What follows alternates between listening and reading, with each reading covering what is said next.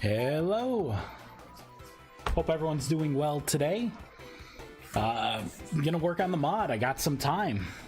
I wanted to do this yesterday, but some RL things happened that prevented me from doing this. So, what was I working on? Oh, last night I just started to work on the fly spell.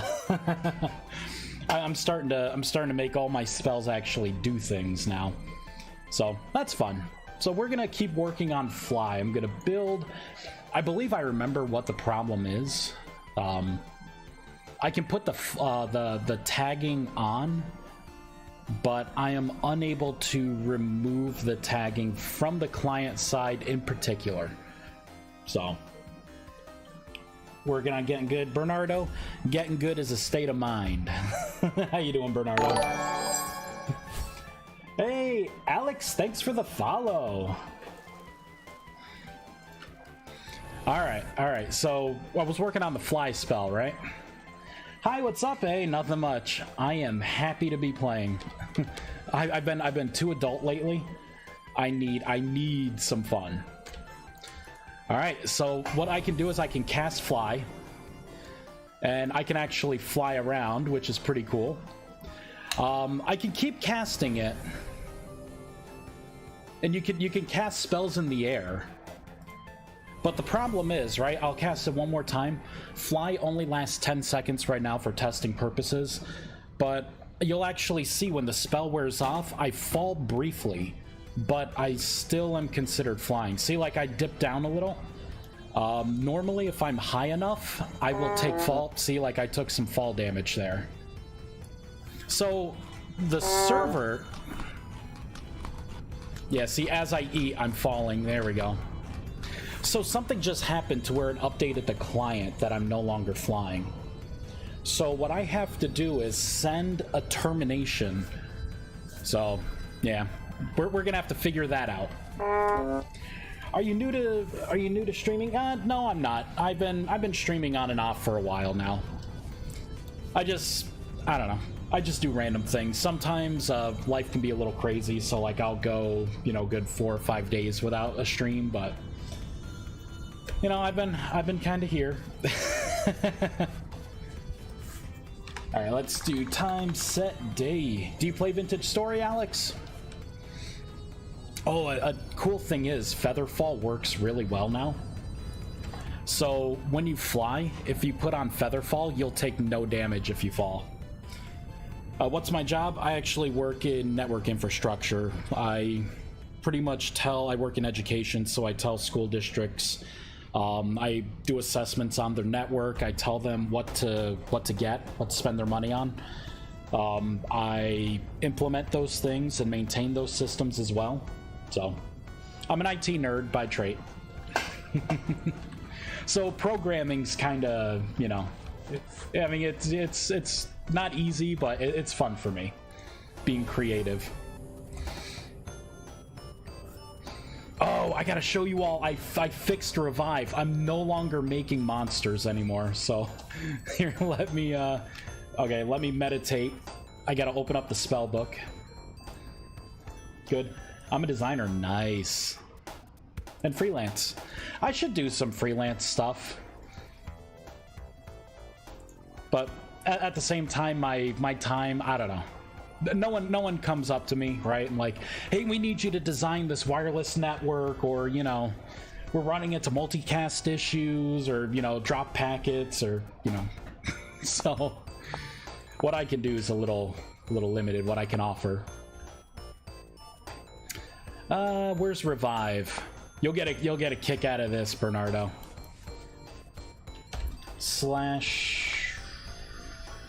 Game mode 2. I'm gonna get that admin sword. And this spell should work on players as well, the way I designed it. So normally, if you get close, right, the dogs will aggro you. See? Oh. Let me learn another spell. I'll show you the benefits of some of these spells.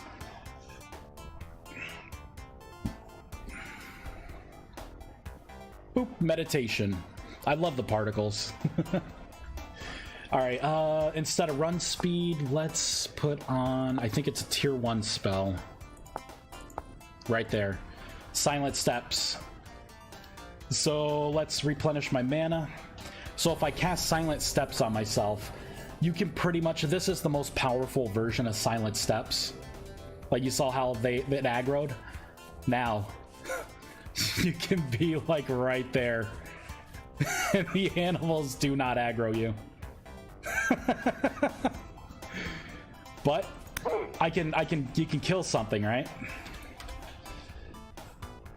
And if you so happen to have this spell Revive, you can actually cast it on any NPC or any player, and it will resuscitate them. Boop! Revive! And it's like new. If we go in /GM2, you can actually see the health. They will start to recover their health. It doesn't heal them, but they will start to regenerate their health over time, and they go back to normal. So I thought that was pretty cool. So yeah, I have a bunch of chilled web to lower my body temperature. I was testing Endure Elements, but we need to get Fly working. So I think what I can do.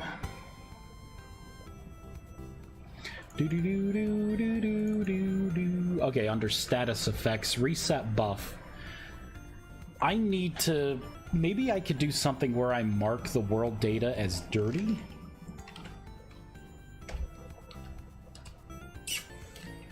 Mark, MA, mark.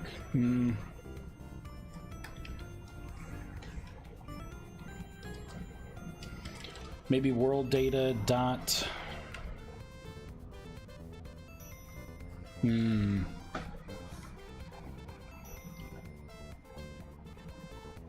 Wonder if I could do it through the controls.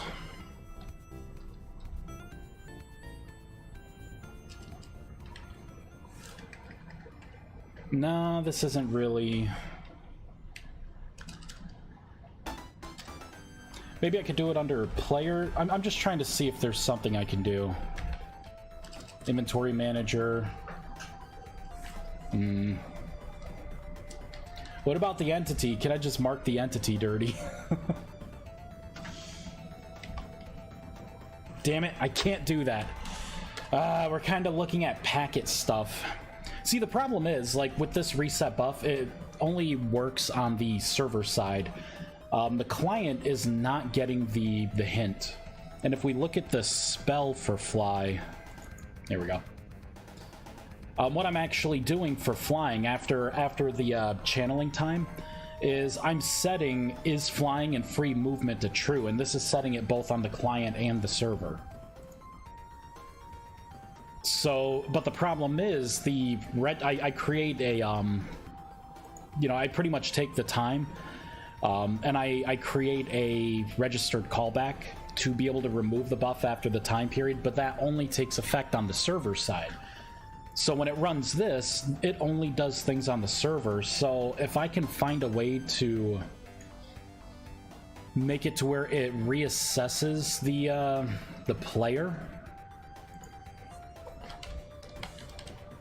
player.sync, is there like a synchronization I can hop into?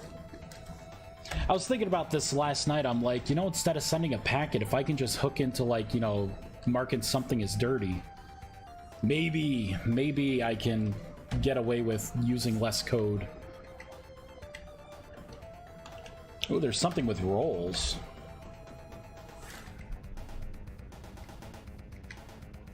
See, a lot of this stuff, force spawn, privileges. Yeah, I don't think I could do anything with privileges, role, player. Whatever it would be, you would think it'd be in world data.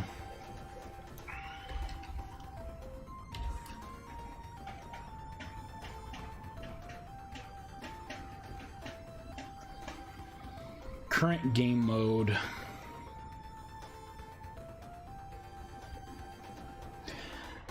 I guess what I can do... See, what I can send as a packet is very limited. We're talking about basic ints, bools, strings. So it's not like I could send the world, you know, to get like a snapshot of the world, to be able to do like an entity lookup. Or, you know, to be able to get into like a player. I can't send like entity player, you know, as like packet data. And I was thinking about it last night. I'm like, you know, out of all the packets that I send, I don't do anything at all for the server-side packets. But on a multiplayer server for flying, other players would see you stop flying and fall to the ground. The server knows you're not flying.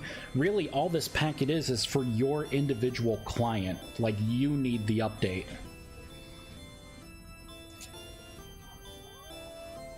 Quiet, wolves. You saw what I did to your friend.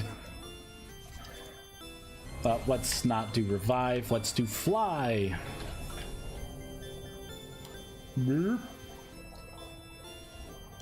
I love the trail.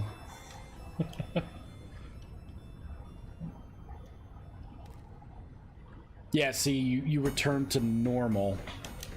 So there's like desynchronization right now, which sucks.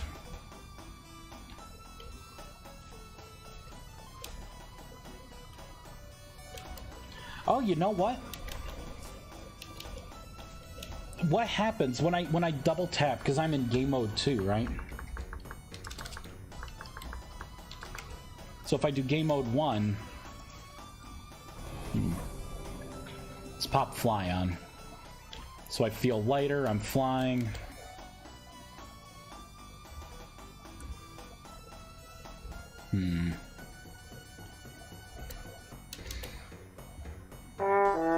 Yeah, see, I just took fall damage.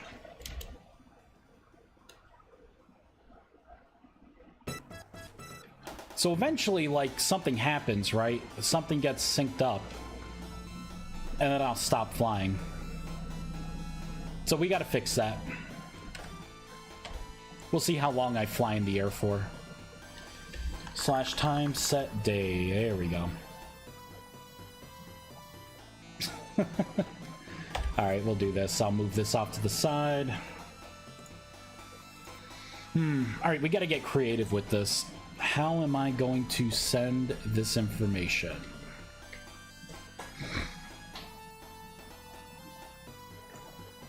Let's look at our proto contracts. I'm pretty sure I can't send. I'm gonna try and make a new proto contract.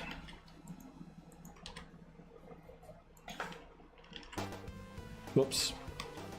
Totally messed that up. Copy, paste. I mean, can I do like world?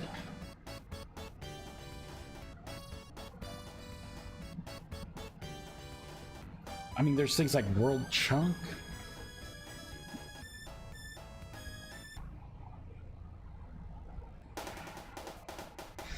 World eye player data, can I send that? All right, it already contains a definition. All right. Wait a minute. Did something change with proto contracts?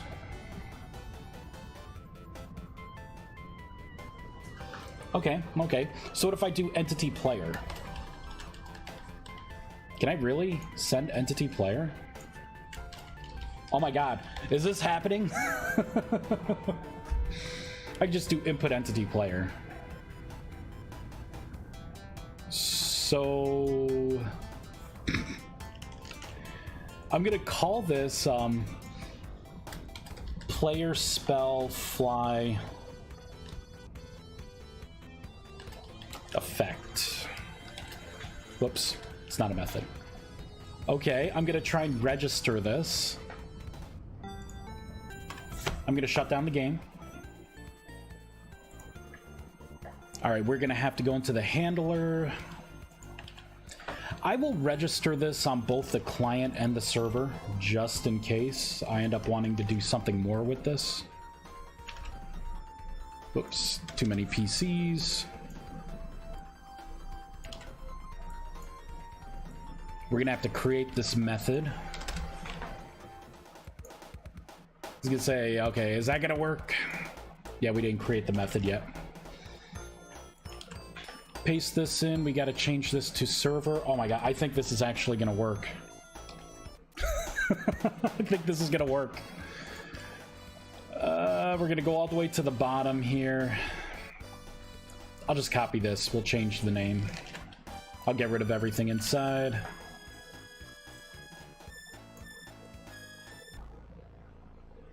Boop.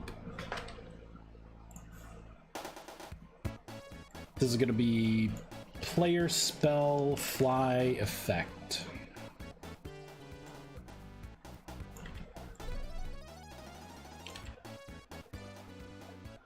My god, I'm gonna be so happy if I could just do this. This is gonna make things so much easier. Because then I just need to fire up a packet for like the complex spells like fly. You know, I'm actually changing some core things to allow you to fly. Just like I'm stripping all the administrator like privilege off of you. So it's not like I could just piggyback on, you know, game mode, you know, 2 or game mode creative or anything like that. Let's get a nice drink.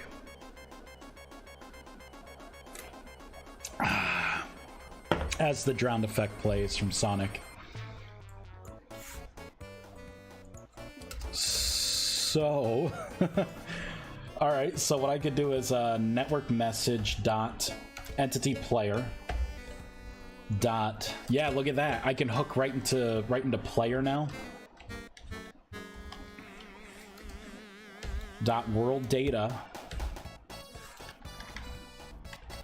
And then this is flying.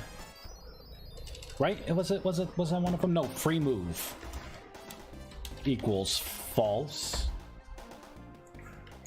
And I think there is a flying as well. All right, let's go to the spell. What the hell am I toggling here? Oh, entity controls is flying. I had to think like, wait, what am I toggling here? So this should be false. I have to bump this back to here. World data, free move. Interesting.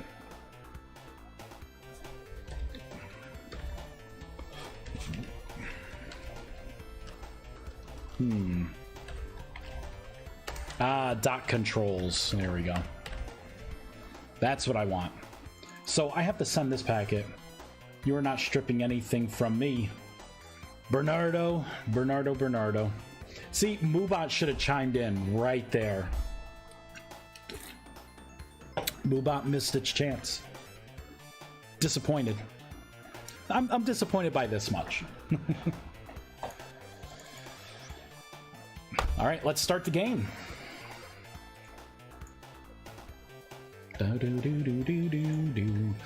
We are gonna have to send this packet.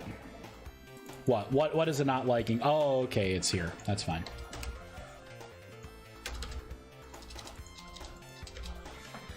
So now I can send this packet.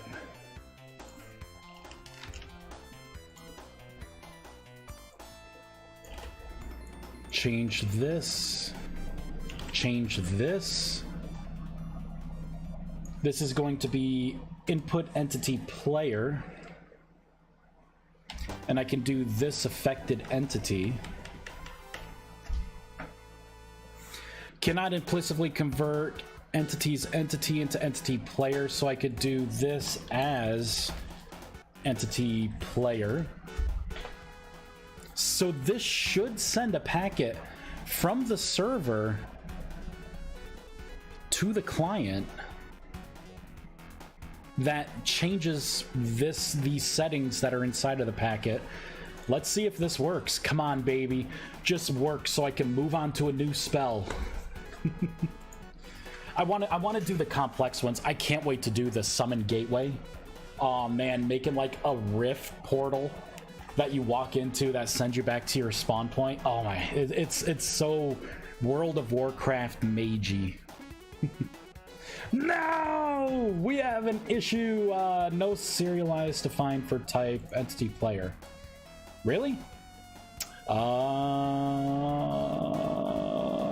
don't think I can do it. I think I was right. I can't do it, I don't think. Because it can't serialize something as complex as entity player. Sugar. Damn it. I was that close. Let me double check. Let me double check to make sure I have it right. Yep. that packet is indeed correct. Okay. What if... Okay. Maybe I can get creative with my packet. Maybe I could send an entity ID, right? That would be a long. But then I'd have to have some way to look it up in the world. So what kind of utilities do I have? What do I even have access to? Man.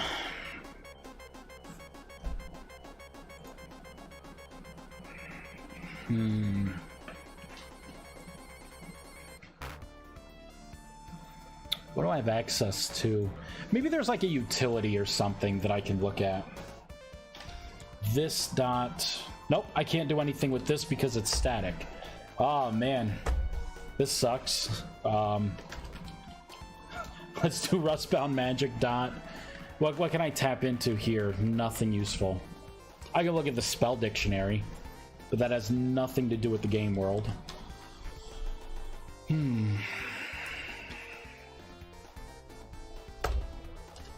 I need to be able to get into like an API of some kind. API? I mean, there's API, there's iCore API common. But this isn't, I'm not gonna have anything assigned to this. Okay, I'm gonna try something. Pain in the ass. Damn it. I mean, maybe I can make a public static world? No, not world configuration, just world. World?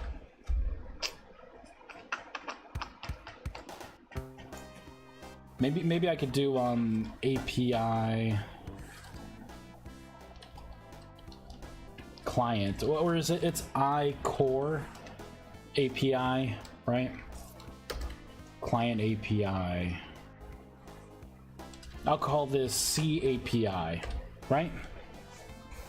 CAPI. Maybe on startup?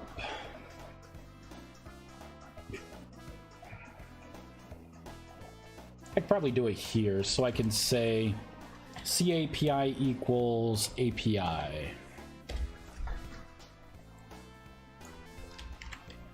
Now, can I do Rustbound Magic dot CAPI? There we go. There we go. Dot. Oh man, I'm definitely gotta be. I definitely gotta be creative here. I should do an entity lookup, right? So isn't there something? Not register entity. Sugar.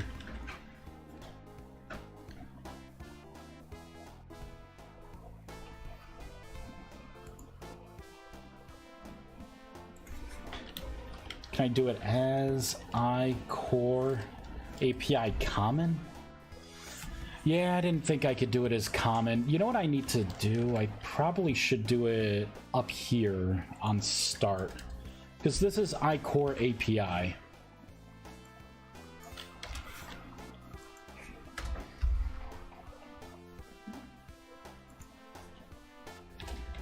I'll call this API common.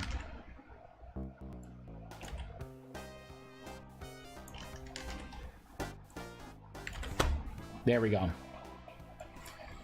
Let's see what I can tap into now.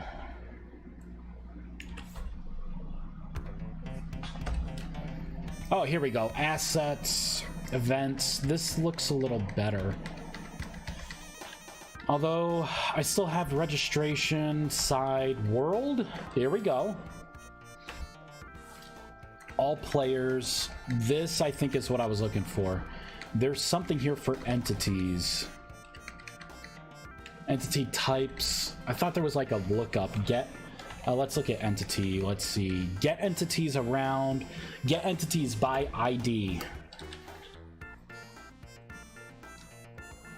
So I could do something like this, right? I can say, all right, entity test equals. I could do a world lookup. So I need to change the network message. So I got to change the proto contract. I can make this a long. Boop. And then this I can put in like entity player ID so it doesn't change that much. Hi, can broadcast player data help here? Or you already tried it? You know, I haven't tried it. Do you know where broadcast player data is? See, the problem is sending the packet. I didn't have access to, you know, like if you send a packet from the client to the server to update things, you know, from here you at least have from player. From player, I can look up things about the world, you know, I can get a certain side, you know, there are more things I can look at, and then with my network messages, I can plug in, you know, to like do lookups on blocks, tile, you know, block entities, things like that. When I'm sending something from the server to update, you know, like there's nothing I can really attach into. iServer player,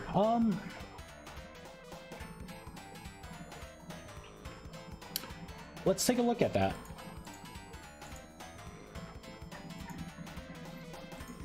So something in iServer player. So what I would have to do is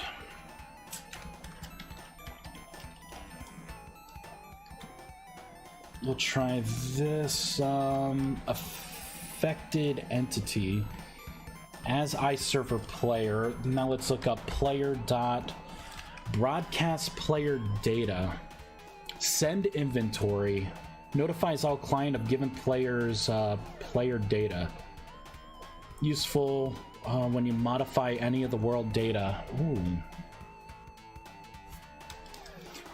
So I could technically do that, huh? Let's give this a try. I'm gonna comment this out. Because this is already server side, so this is going to be thread safe. Let's give it a try. Oh my god, if this works, if I ever see you, I'll give you a big hug and a high five. Oh yeah, I got to get rid of this jumbled crap that I'm doing here. All right, there we go. Let's rebuild.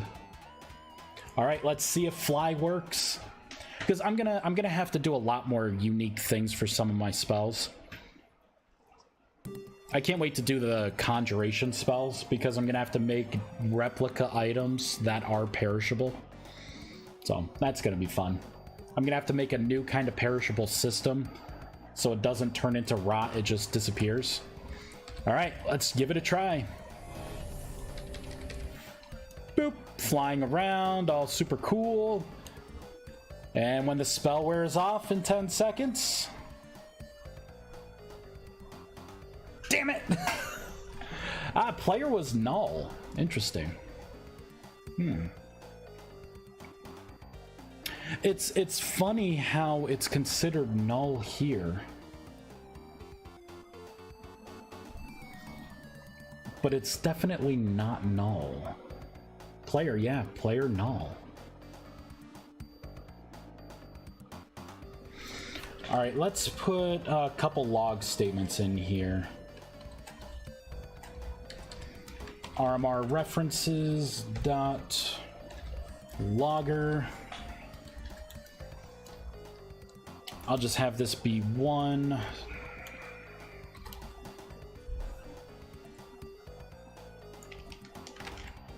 We're gonna grab this. And I'll just push out the ID.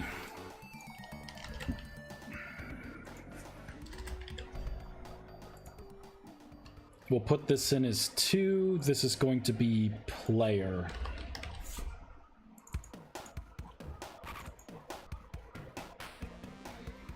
Because maybe I need to do like a world lookup or plug this in a little differently.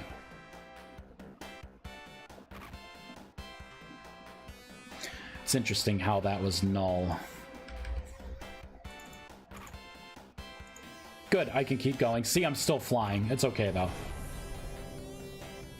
It just dropped me from the sky. So something happened. Alright, let's let the spell expire and see what we get. And it'll be right here.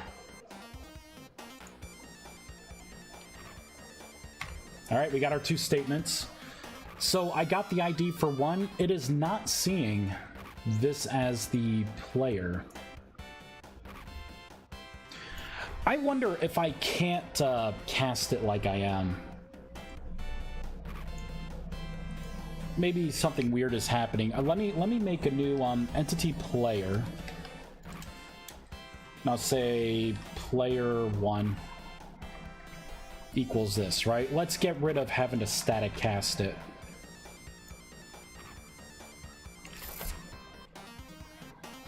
iServer player is going to equal player 1 as iServer player.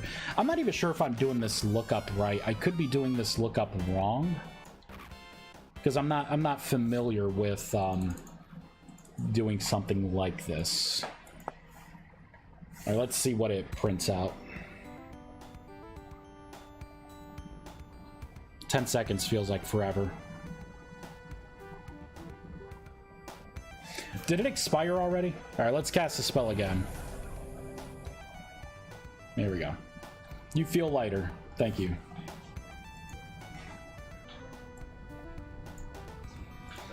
I wish this could go in the background. There we go. So it did see this as entity player. I need to probably do something different then. This may not be the way to look this up.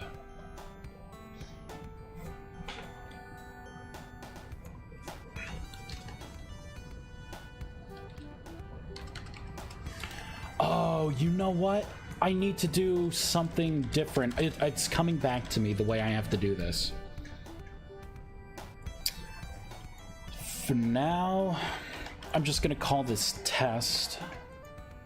Oh, it's a certain way you have to look this up. Let's do test.world.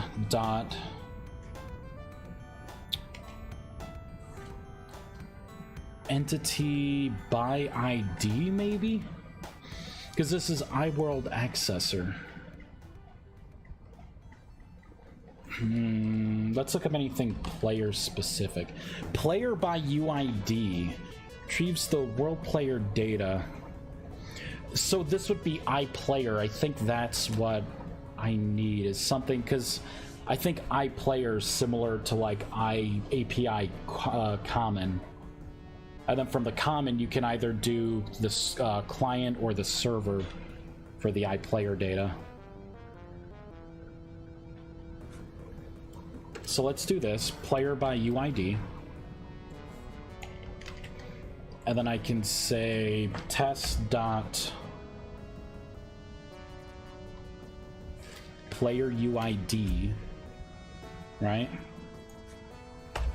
Dot, and I think there's another thing I can put in here. Entity, right? Oh, better yet. Can I just broadcast from here? World data.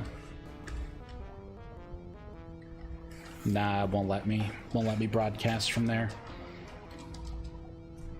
All right, what is it not liking exactly? iPlayer. So instead of server player, I can do iPlayer.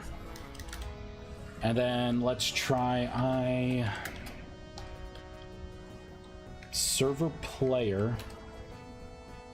I'll say server player equals player as iServer player.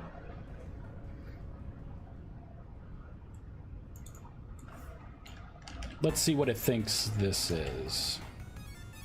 So we want 2 to come back with something. All right, let's cast the spell. Fly is pretty cool.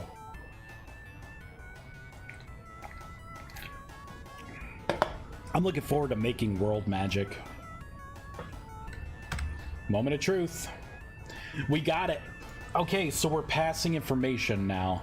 So ideally, I can put in server player, and it should correctly send a packet to update.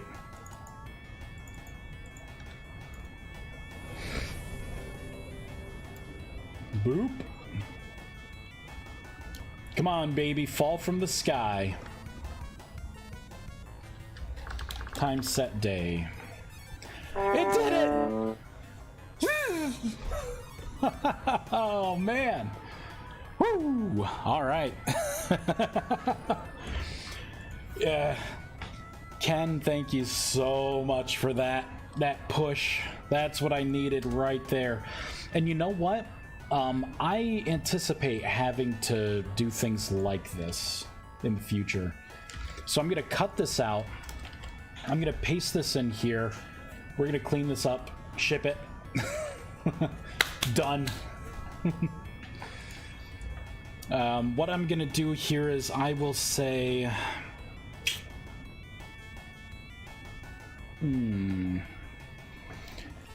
We are going to run this all through an if statement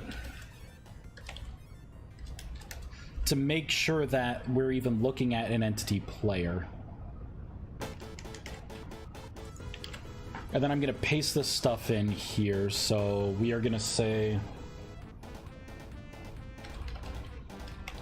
I'll say entity player for this, which means we'll have to change this.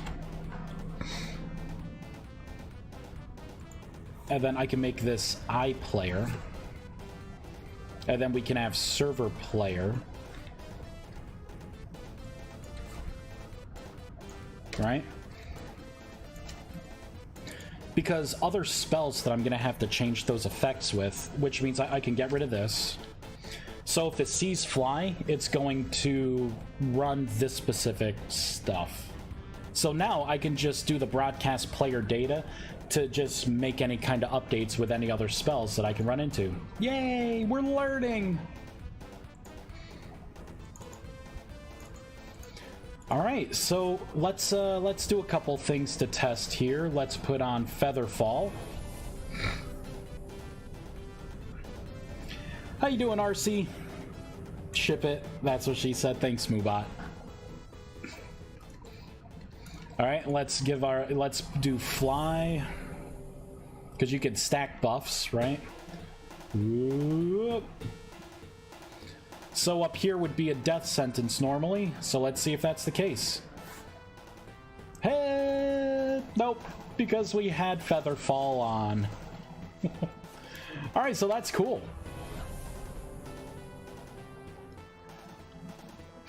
So, and you could cast spells while in the air too.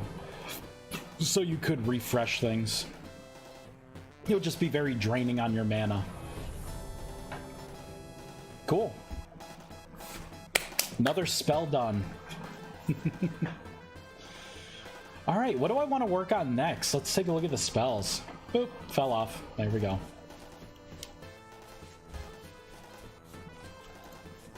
Feather Fall should give glide effect like in WoW. I do want it to eventually do that. I definitely want it to do that. But for now, it just does Safe Fall. But I also want to have effects with it too. Like while you're in the air, I want particles to spawn. I just didn't put those systems in.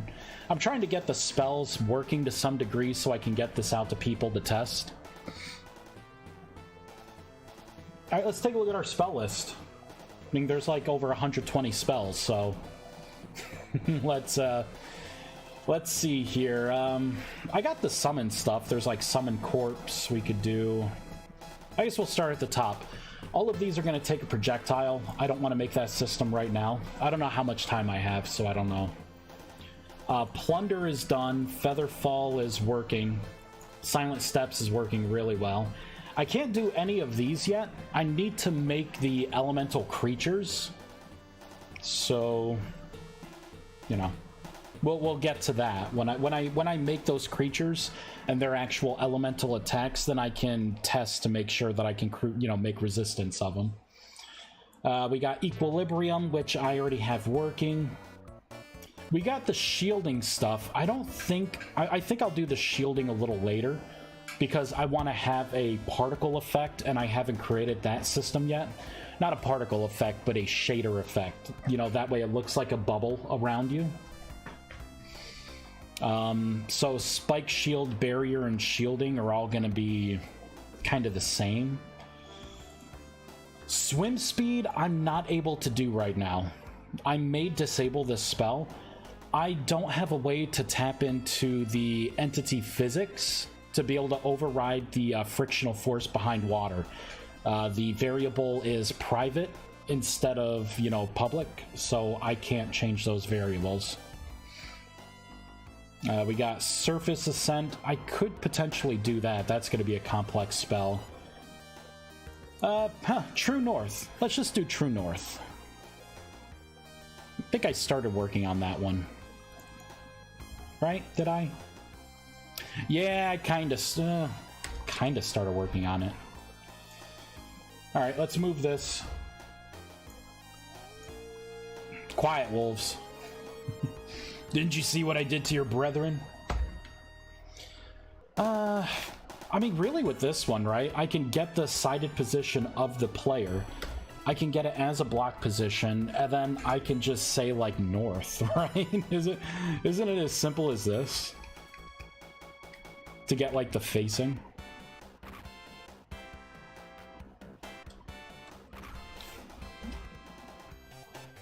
Yeah, so this is apparently a method. So now I just have to set the... So this is a block position, so I can do by entity dot... I'll get sighted position.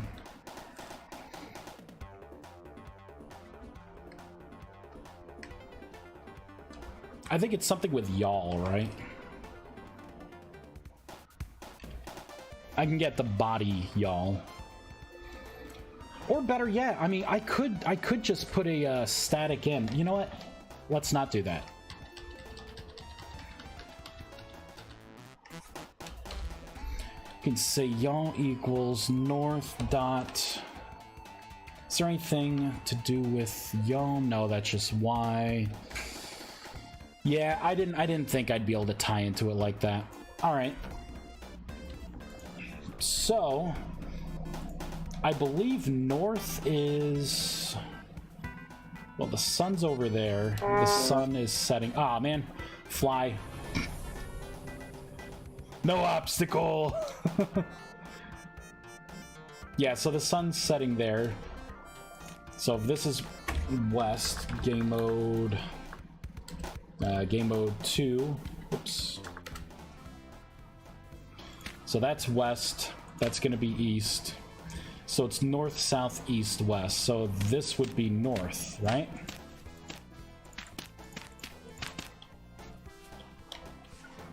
So really, this spell is going to be about just setting your body, y'all, to be facing this way. To be facing north. Wait, no, this is north. This is north. I just realized under my mini-map it tells me. So, this spell isn't going to be super helpful as is because you have the minimap. There are servers, though, where you don't have a minimap and you don't have coordinates. And it's going to be through those servers that, you know, a spell like this is going to be useful. Alright, so... let's just say this sided position, y'all. Let's see what 0 gives us. Maybe we'll get lucky and 0 will default to north. We gotta rest, meditate. I'm gonna have to open the spell book. Make sure no wolves are around me. Good.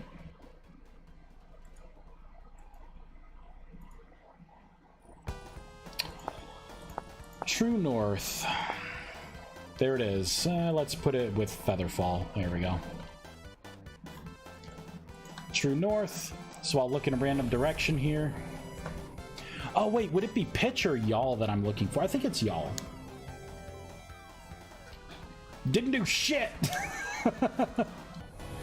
We'll cast this one. Wait, you know what? Let's reload just in case. And yep, it is the spell True North.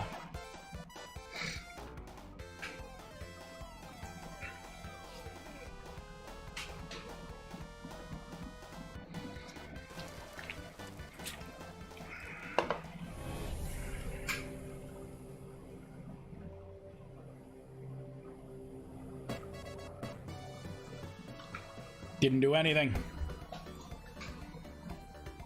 Oh, you know what? Let's do head, y'all. It could be doing something.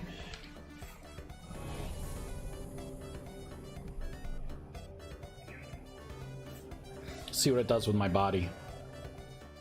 Does nothing. All right. So let's do head, y'all.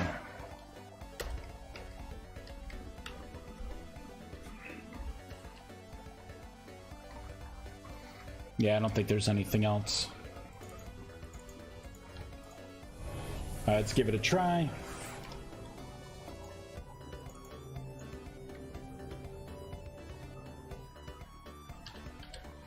Still didn't do anything.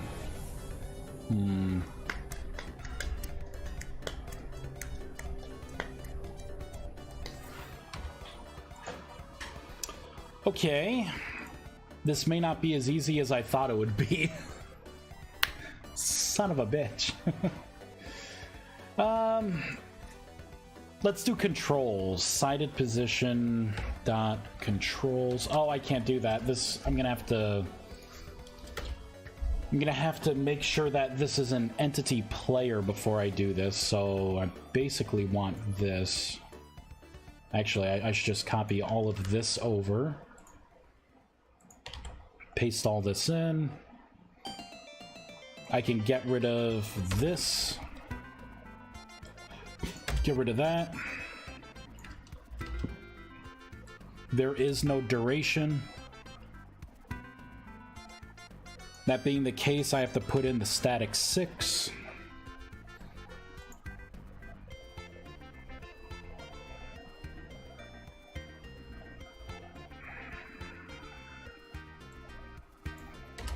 I could do 6F.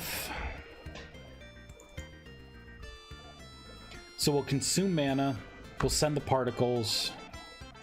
Now I just need to have it do something. Let's do by player dot controls dot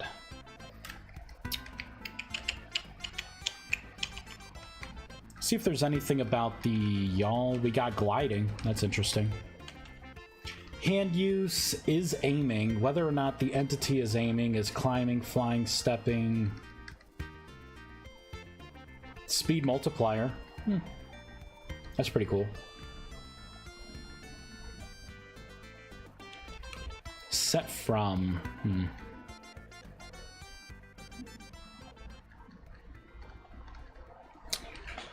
I'm not seeing anything about orientation. Let's look at, instead of controls, let's look at current controls. It's nothing useful. You know what? Then I say let's do sighted position. Sideways swivel angle.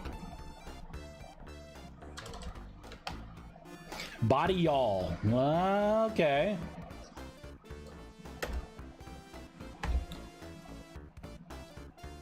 So this is a float, so if I do 0F,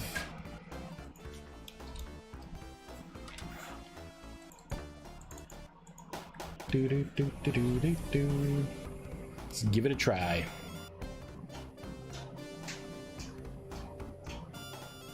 Oh, it did it. It did it briefly. It started to move me. Do it one more time here from a different angle. So I want to see it jerk to the left. Now, it looks like it just sent me here. So what if I do this? Look in the opposite direction.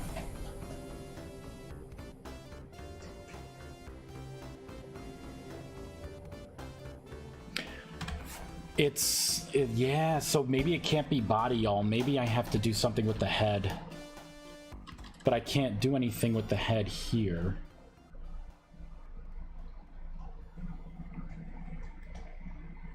So let's do by player dot sighted position dot head.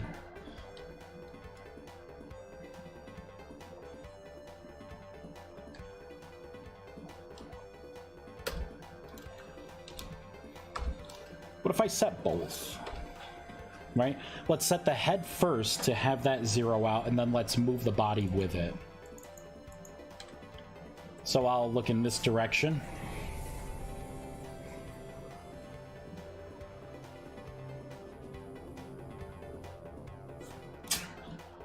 Did not do it. Wonder if this is going to be a mouse control kind of thing. So I guess what I could do is this dot, or I could do what, by player dot API dot world.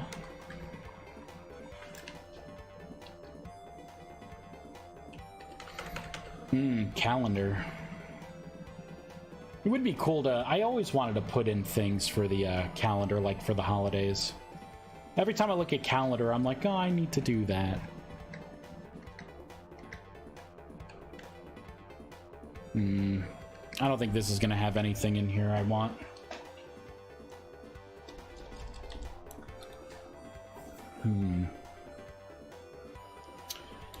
I know what I could do. CAPI equals this API as I client I core API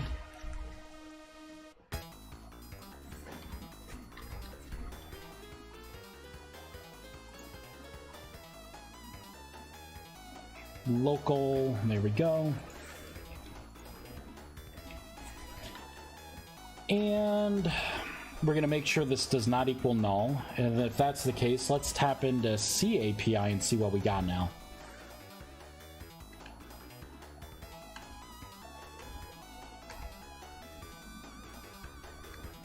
Ooh, what is that? Plenty ready fired. Oh, it just looks to see if you are in the world and loaded. All right, ready to play. Wow, you can do open GUIs? That's cool.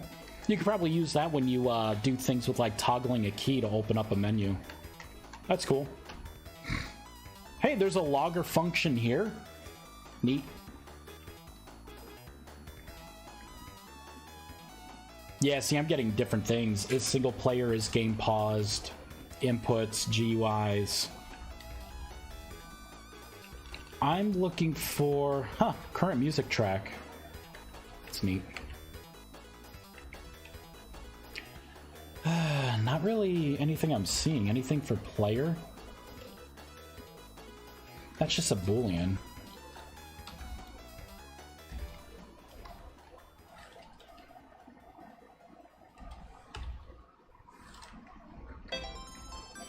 Here we go, camera options. This is what I'm looking for. The player's current camera mode, the pitch, the roll, camera yaw. So we need to change your camera. So let's try and change your camera. This would have to be through the client side only. So what I can do is, I'm just going to put a safety check in here. This may have been enough of a safety check, but I just want to make sure. Whoops, definitely did not want to do that. I wanted to do this. Let's do by player.world.side.isClient. So if this is the client, then you're going to do this. All right. Let's test it out.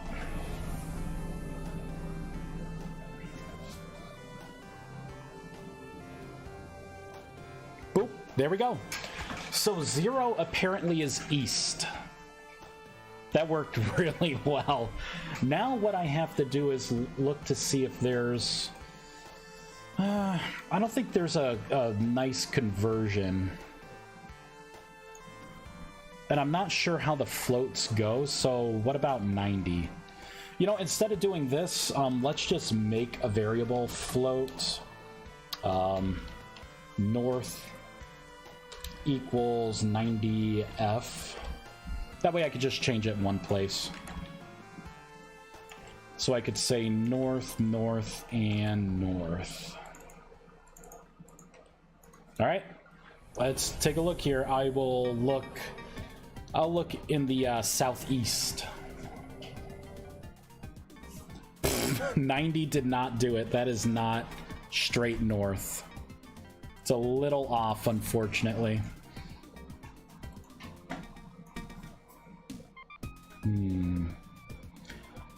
I wonder if there is... Okay, let me think of it this way here. So this apparently is getting my positional information. What if I do 45 degrees? Maybe 90 was too aggressive.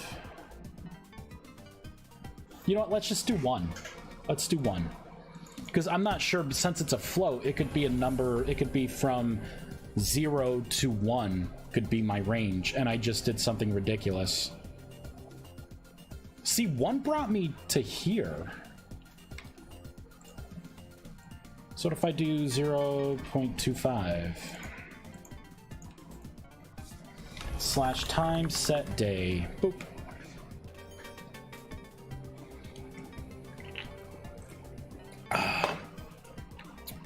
Well, that's bullshit.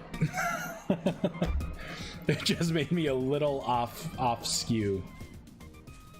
I want to be dead on. I want to be right there. All right, let's replenish my magic. There we go. Wonderful admin tool. What if I...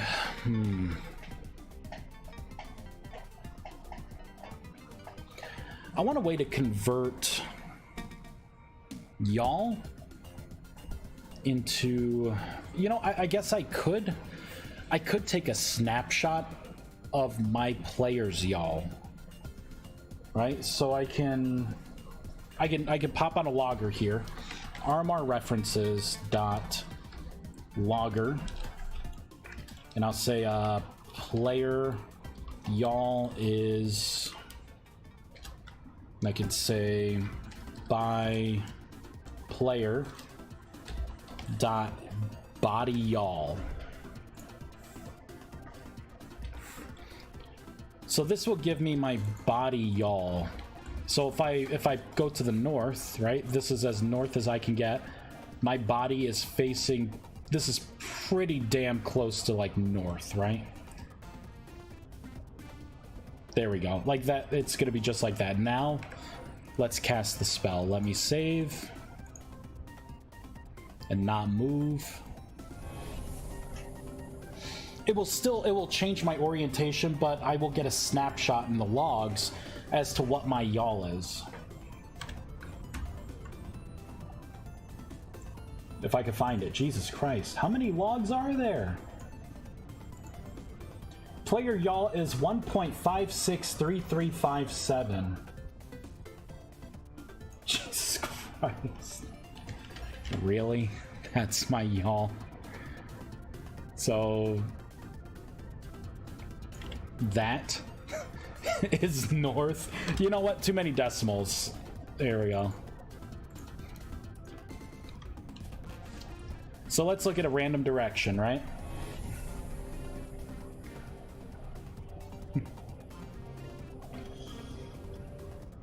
Yeah, look at that. True North works. Done. Another spell complete. We'll do a little cleanup here. I want to set all of these things to north. I can get rid of that extra space. We can get rid of that.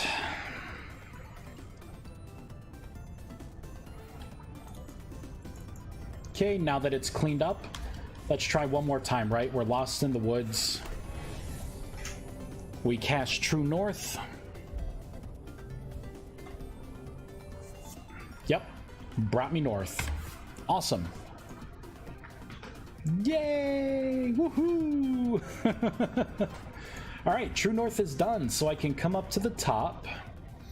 We could find True North in the list. And we can get rid of the WIP.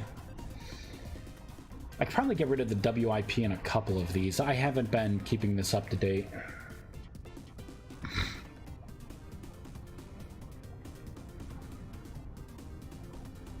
True Spawn is going to be annoying. I'm not even sure how I'm going to figure that out. True Spawn, life tap. Unless I can turn the character to face a particular block. Like face a block position. I'm going to look that up fast because I could piggyback off of most of this code. Oh, I exit out True North. Of course I did. I was done with it.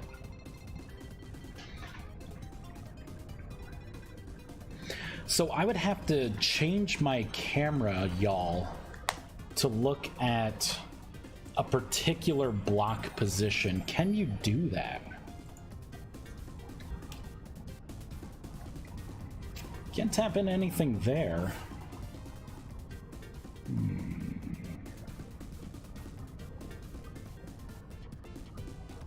I'll have to think about that. I'll have to think about that. I'm gonna close it out for now.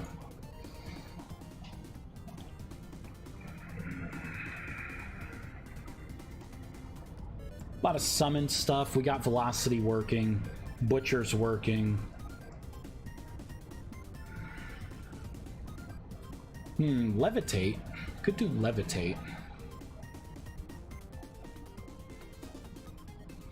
Fertilize, growth. We could, you know what? Let's do fertilize and let's do growth. I think those are going to be pretty easy spells. All right, where are they? Tier 3? Are they tier 3? Yeah. Growth and fertilize. We will start with growth. So what are we gonna have to do? I'm gonna have to do a couple if statements. We're gonna have to get the block selection. I have to make sure block select does not equal null to start off. And we'll do block select dot block.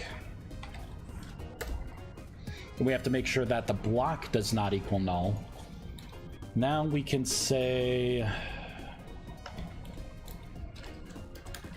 if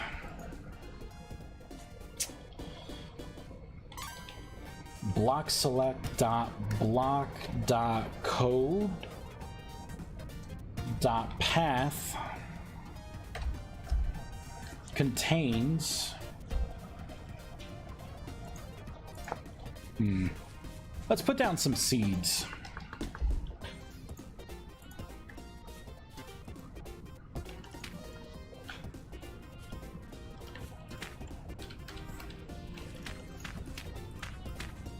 There we go. We got a bunch of seeds here. So what is this code? Let's go to settings, interface, developer mode, confirm. It's not what I wanted to do. Fuck it. Check them all. Whatever. Right? Who cares?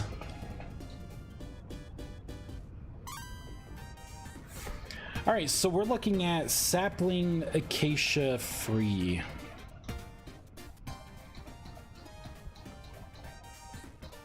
Let's look at sapling acacia free. Let's look up these saplings.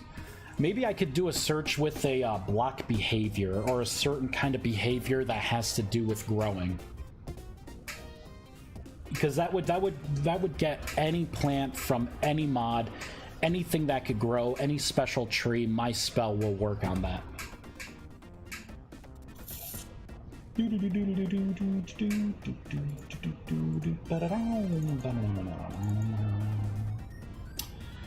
Is this a block? Probably a block, right? Sapling, it's going to be wood. Right? Is there a sapling? Huh, I don't see a sapling. Wood typed? Sapling? Planks? Nope. Log, fence, door, crate. Those are all just things. Is there like a resources?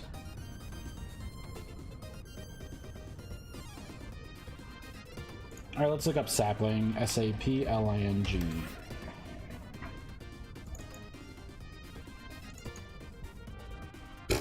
That's not what I want. That is the model for it.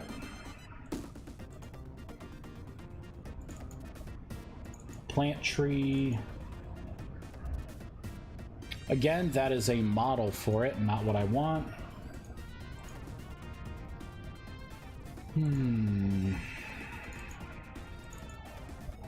Guess I could be showing what I'm doing. Gotta find where sapling is here. Maybe it's an item. Item type. Resource. Seeds? Seeds make saplings. I want the sapling though. Tree seed. Maybe?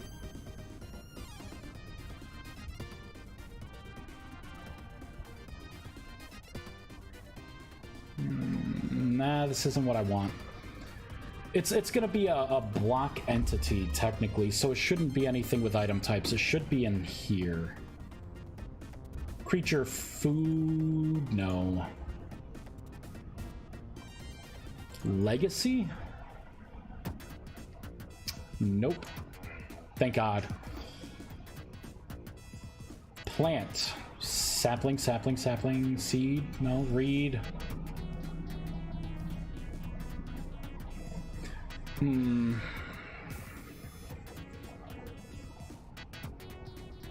Fruit tree foliage, flowers, ferns.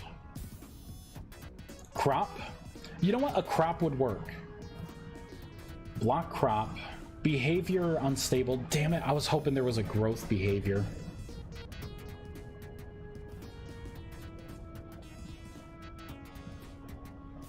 Block material plant.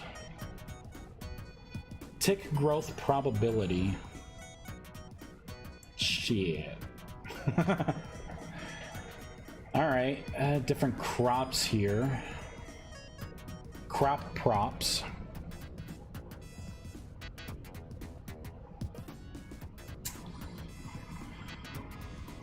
So I guess I could do things like this, right?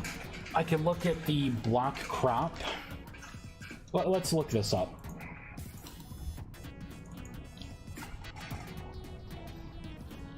Because if there's a bunch of things, so if someone makes a mod and they just extend block crop at all, because yeah, it's block and then I draw Y adjustable, which has nothing to do with growth. So if anyone does anything with this, my spell will work on it.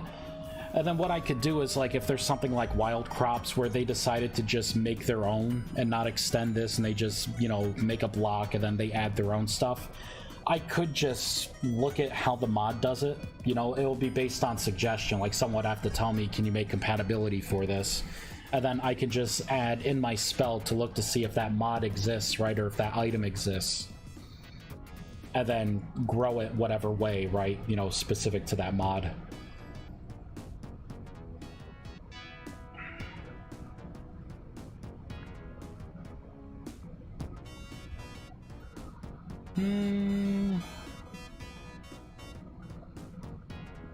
Block position down copy 1 as block entity farmland. Ooh. That would be good for fertilize. I'm gonna copy this.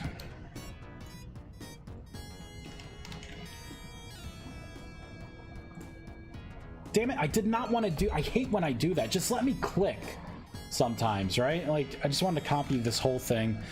I'm gonna drop it into fertilize. That way I have it as a reference. I'm gonna comment it out because it is not gonna be happy with how I'm gonna do this. There we go. Boop. Perfect.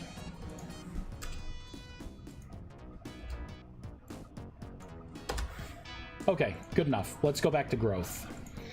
Now, what exactly is the variable called in here? So current stage.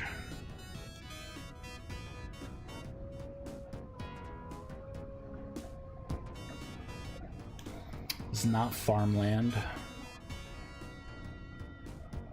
Next stage growth stage block. Int next stage is this current stage plus 1. So current stage is an int. Next stage plus 1, world get block. So I think what I can do, please be public. Yes, it's public. Okay. So if I say this block is block crop.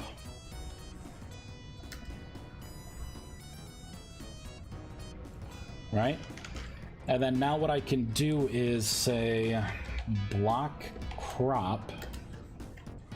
Like, I can do a cast for it. Just like that. Dot current crop stage. Or is it going to be crop stage? I think it's this one. Current crop stage is going to equal a snapshot of the current stage plus 1. Oh, that's read only, so maybe it is just crop stage.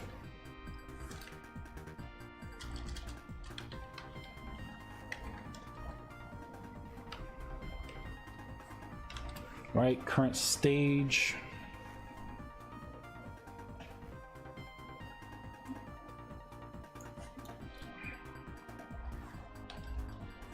Is this even gonna work? I don't think so. The left-hand assign is an assignment must be a variable property. Yeah, I didn't think I could do that.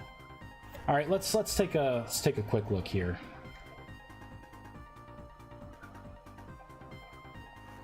Get placed block info. So it's getting current stage, crop growth stages, amount of growth stages. Okay, okay.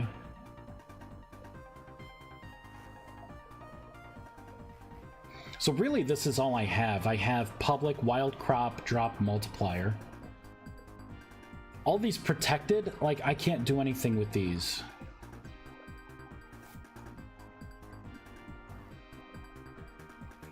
And I can't do anything with this, right? Because it's getting int stage, int, try parse, base, last code, block 0.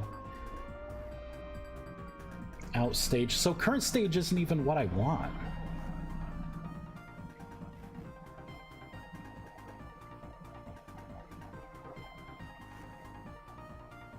That's just exchanging a block.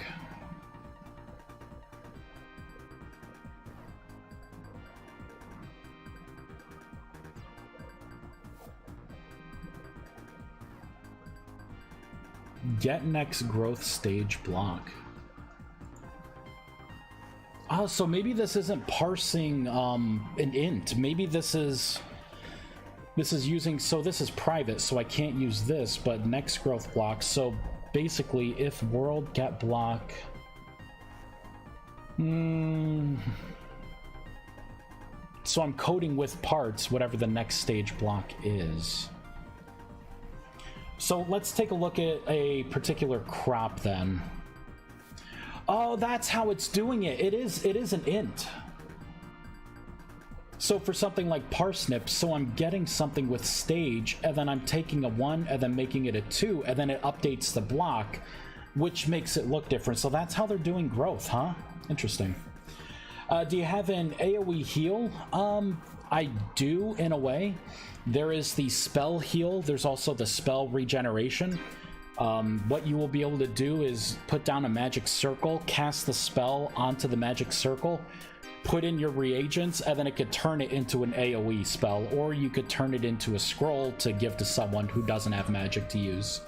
So yeah, there is going to be a system for that. It's going to be pretty cool because, like, the fly spell, for instance, all of your spells you cast on yourself innately with your staff, but you'll be able to put down your magic circle. So I actually have a beta version of it. Here it is. Time set day. Right, so you'll put down your magic circle, you'll be able to cast your spell onto this, it'll take a snapshot of that spell, and then you'll be able to feed your mana stones or whatever until it activates, and then you can initiate it into like an AoE. So you could do a bunch of, if it's like fire damage or something, like a projectile, it would turn it into an AoE fire spell or whatever. So, yeah. Wonder how good the heal spells could be used in PvP. Well, there's probably going to be a cast time on it. It's probably going to be good, right? Something that could directly give you a heal. Temperance would be really good for PvP as well. That's going to give you bonus health, so it increases your maximum overall health. I have spells that make it to where, like, your armor speed penalties are lessened as well. It lightens your armor, so you can actually run around pretty quickly with a combination of, like, lightening your armor and, like, a run speed buff, like velocity.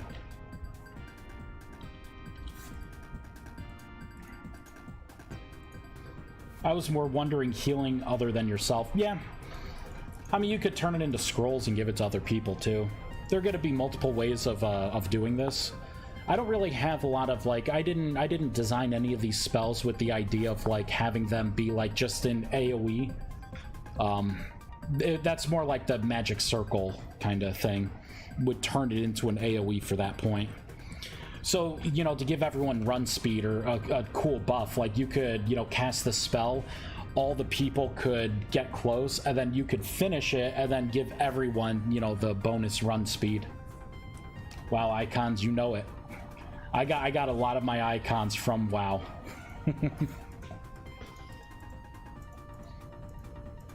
I can't do icons that good. There we go. Yeah. Good eye. Good eye. But yeah, a lot of these are World of Warcraft. Like, that's from Arcane Mage, right? Frost Nova. But it's pretty good, huh? Looks good. Looks really good. Some of these I made myself, like that. That one. But not a lot of them. Temperance, I made this one myself. You could turn on immersive mode and show how the casting of first person looks in carrying a book. I didn't even... I have no idea what it looks like.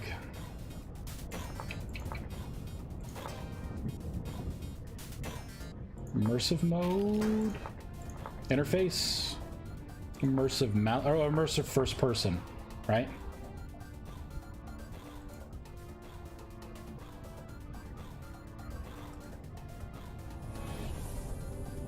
Oh, that's cool. You could see the magic like above my hand. Velocity. No, actually, this is just run speed. This increased my run speed by how much? I'm at 185 now. Yeah, it's pretty cool. I don't really use this mode. Boop. The fastest spell is velocity. This one is just insane. It's a burst, right? That's pretty cool. Yeah, this one you gained 310% run speed, but it's only for 30 seconds. So pretty quick, huh? Pretty crazy. Yeah, the blinding speed buff. Yeah. Zoom. Definitely neat. I wonder if you could stack it with, yeah, and it's off now. Yeah, I wonder if you could stack it with, like, flight. You know, because a lot of these spells can stack, right? So I wonder if you could do flight with,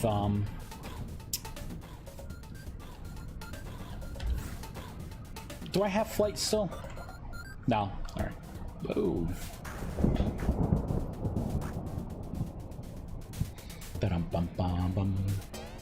The trade-off with that is if you have the longer lasting buff for run speed, it overwrites it. So you can't stack them. So you can gain a burst of speed, but it's going to erase any of your other speed buffs to try and, you know, balance it a bit. Let's put fly back on. Wait, where is it? There it is. So fly, run speed. Are there any other spells that I want? Nah, I don't think so. Oop. Alright, let's pop velocity on. I really wanted to make my run speed buff Spirit of Wolf. I wanted to do that so freaking bad. I still want to make it Spirit of Wolf. I think... No, this is regular flight speed.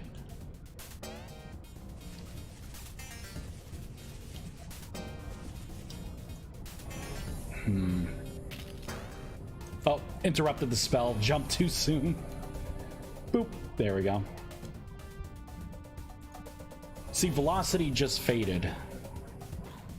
Yeah, so velocity does not overlap with your flight speed. So that is just pure movement speed. Boop. Neat. Alright. I'm going to turn that back off. I'm actually going to remove some of these things too. There we go. It's been spamming my logs quite a bit. There's a game called Little Kitty Big City. In keybind settings, they name sprint as zoomies. Yeah. That's interesting. I would call it Spirit of Wolf way before zoomies or anything else. Just because, you know, I started playing, my first online game was EverQuest. And the only reason why I got into it is a friend played in school, and he's like, hey man, he's like, you need to get this game, it's so awesome. He's like, I'm a DPS, you know, I'm a DPSer. He's like, you could be like a shaman or a cleric. And I'm like, well, what do they do? And he's telling me about the cleric. I'm like, I'm not going to be a healer. Pfft, whatever. And then he's telling me the shaman, how they do buffs, and I'm like, that sounds pretty cool. So I made a barbarian shaman. Spirit of Wolf. I used to just run around and put like high-level buffs on people.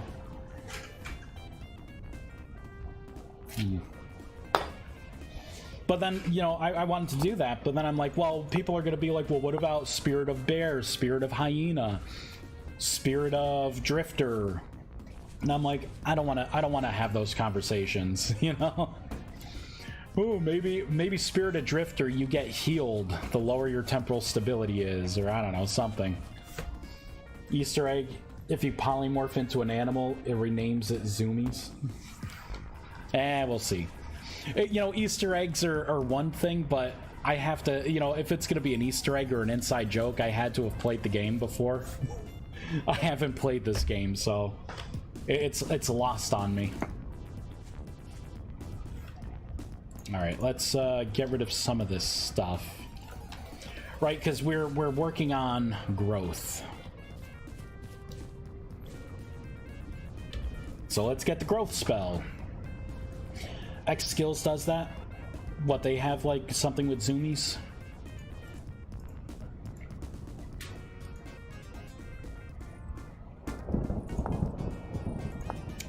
Growth I think is a tier 3 spell. Yep. So we'll override velocity. Growth. Okay, this spell being that long of a cast time, hails to the no. Cast time, let's make it a 3-second cast for testing purposes. Yeah, what am I gonna do with this?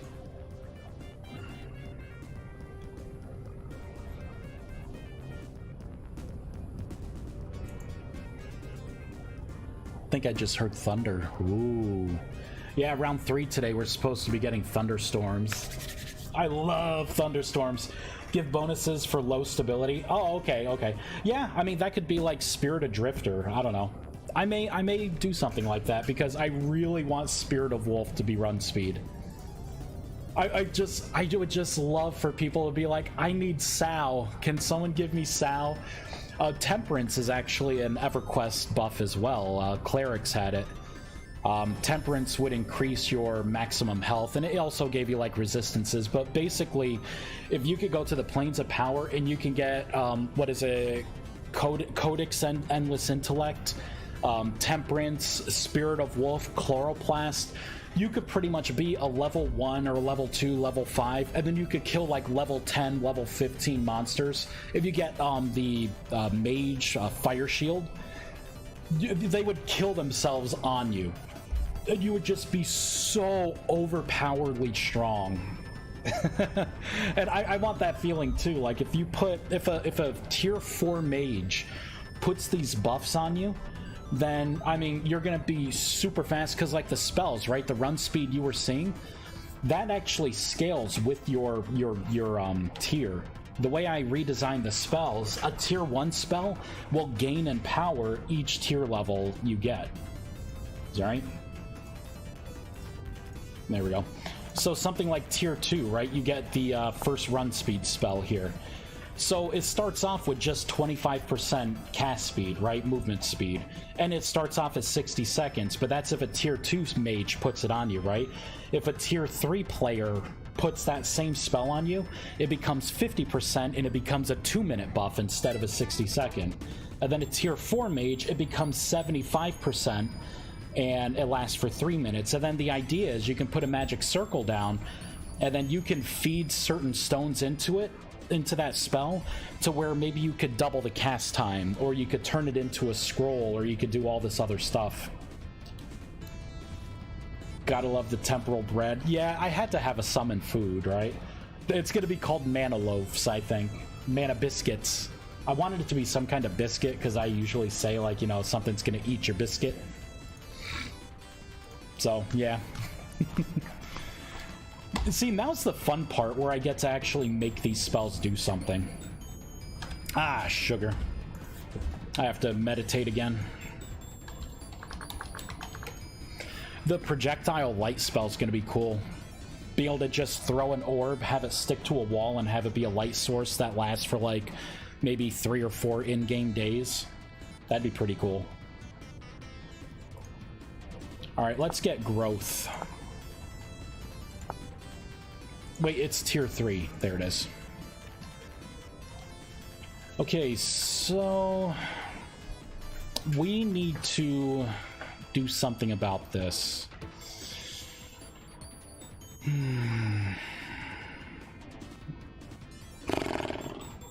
I don't think there's anything I could tap into here, because these are all private pools. This one's public, but that's just getting information. So I'm gonna have to recreate some of this here. World, block accessor, get block.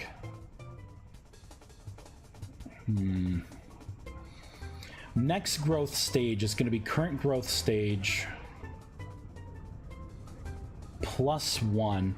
Current growth stage will try and get the last code part positioned from the right, so it gets the 1 at the end, or 2 or 3. What is try parse here? Oh, it parses it out as a number, as an integer. So it's taking in a string. That's what that's doing. Ooh, clever. So we are taking this, we are returning. So what is using this stage?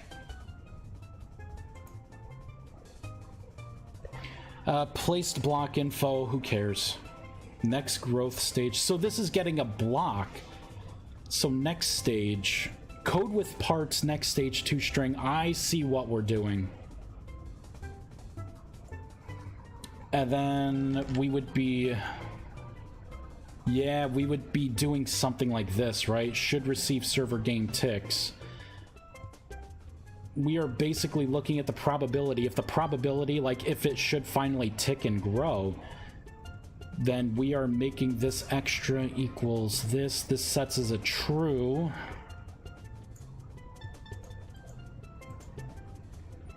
So then I need to look at this. I'm gonna have to declutter all of this. And then we exchange the block for that block ID. So it would be doing a switch. We're looking at the current block, taking a snapshot, modifying the end, and then creating the next block that is in line with the end. I could do that. Growth is definitely going to be a spell we could use. By the way, does using too much magic lower your temporal stability? No, but meditating too long does. So when you're meditating to regain mana, if you have a lack of mana, right? Like if you can regain mana, it will start to pull from your temporal stability. So you could go insane if you meditate too long. You know, it'll put you right into the, like, drifters and monsters will spawn around you. So you have to balance, you know, how long you meditate for, and kind of keep track of your temporal stability. The way you unlock magic is actually you have to drain your temporal stability down to 0 to be able to gain mana and to gain magic. To be able to imbue, like you have to soulbind your wand and your spellbook to yourself. Yeah, I definitely wanted to create that whole, like, you're using like the Rust world, you know, you've expanded your mind by peering through the void. So the best way to unlock magic in my mod is to literally stick your head into a rift and let it go all the way down. Now it's gonna suck because you're gonna have all those monsters spawning around you, but at least you would have unlocked magic. And then you can, the first spell you get is going to be transmutation. So you'll be able to cook up these 2 altars, right? These 2 things. You'll clay form them, you'll burn them, and then what you could do is pop on a spell and you can transmute this. And this is how you would get your transmutation altar. This is how you're going to use your mana and get mana stones. And see, so this is like a first level transmutation altar. Each mage tier that you go up, you can make this a better altar. Like if I cast it again, because I'm a tier 4 mage, I could turn this into, you know, the next tier, the tier 2 altar, just like that. Same thing with this too. If I cast this spell on the inert Oculus, it will make a full Oculus. The Oculus is what you're going to use to research new spells. So you'll see here that it's kind of empty in the middle. There's nothing at the bottom. As you put items into it, like for instance, you know, mana stones you make from your altar, and these knowledge fragments, so far you'll be able to get them from monster kill drops, right? So if I put these in, You'll see it appears down there. If I put this in, it appears there. Right away, it's going to start working. This will light up when I'm done with it. This is your load bar. Depending on the tier spell, I'm going to have it to where like it's going to detect lesser mana stones. So lesser mana stones are going to be tier 1 spells. So you'll start researching tier 1 spells automatically. It takes like an in-game day to fully complete, and it's very resource intensive, but this is how you're going to be able to learn a random new spell. And then you'll get a spell scroll, like one of these, and then you can consume it to learn a random spell. So you could get lucky and get velocity right off the bat if you're tier 3. Maybe you'll end up getting resist earth. But all the spells should have some value. So as soon as you're a tier 2 mage, you could start converting your spell into spell scrolls, and then you can trade them and sell them to other people. So if I want to be an earth mage and I gotta kill a lot of earth elementals, maybe having someone with resist earth is going to make it a lot easier to kill. And if I don't have that spell, I could at least get it from another player that I'm playing with in the server that may have been able to pick it up randomly. Danger! Magic mod? My interest, it's peaked. Yeah, it's pretty cool. And transmutation, you'll be able to use it on these, but you can use it on plants and stuff too. Like, this is an acacia sapling. You can catch transmutation, and you can turn it into another random sapling. There's a 1 in 25 chance, or 1 in whatever chance, that it turns into the same type, but now it's a bald cypress. I could cast it again, you know, and again, right, like, it's draining my mana doing this, and I can meditate, but do I have enough temporal stability? We got walnut that time. You could get bamboo with this, if you're lucky, K-Poc. So you can use transmutation with a lot of things, or at least you will be able to. Ebony. And you'll see at the top there it says transmutable. It will. I will make sure to put like indicators on all the things that you can use transmutation on. But for now, let's focus on growth. Oh, Danger! I could show you a couple things to pique your interest more. How's this for piquing interest here?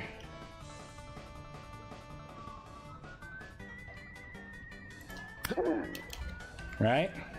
Whoops. Let's put on the revive spell, shall we?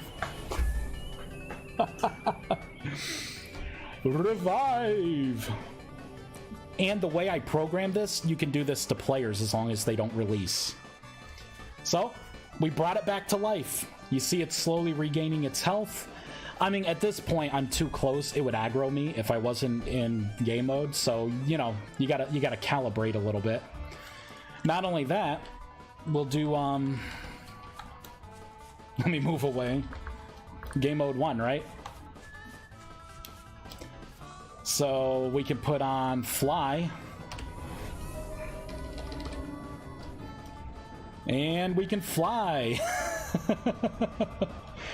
I only have it lasting 10 seconds right now, but it's gonna last longer with the real spell. Can you harvest before reviving? I don't know. Get off my lawn. You know what? I think you can. I'm gonna put a block in there, so you can't skin it. All right, I'm gonna put that block in right now. Thanks for bringing that up. By the way, interesting thing that I noticed. Only after playing VS for like 3 or 4 months, when you use a knife and temporal gear to replenish your temporal stability. From the animation, looks like you were stabbing yourself and placing the gear inside of yourself. That's pretty neat. Yeah, I'll absorb this the only way I know how. Move over, heart. Well, obviously, if you pick everything up, it turns into a skeleton. And then you need a necromancer, not a reviver. That's true. Oh, wouldn't that be cool if I made a necromancer spell to be able to conjure a skeleton pet Based on... Oh, man, wouldn't that be cool? Oh, make like a combat pet out of a corpse.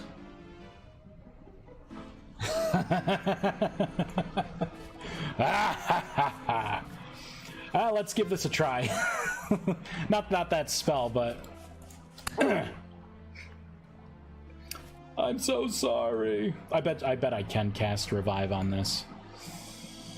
Let's put in something first. Where's Revive? That's a good catch. That's definitely a good catch. If this is not alive, and entity select dot entity, whoops, dot skinned. Is there a certain tagging for something being skinned? I know it's an entity behavior.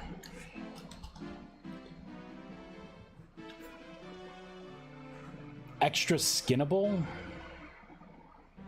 Maybe it's this? Let's go further down here. Skinnable player. I guess this is it?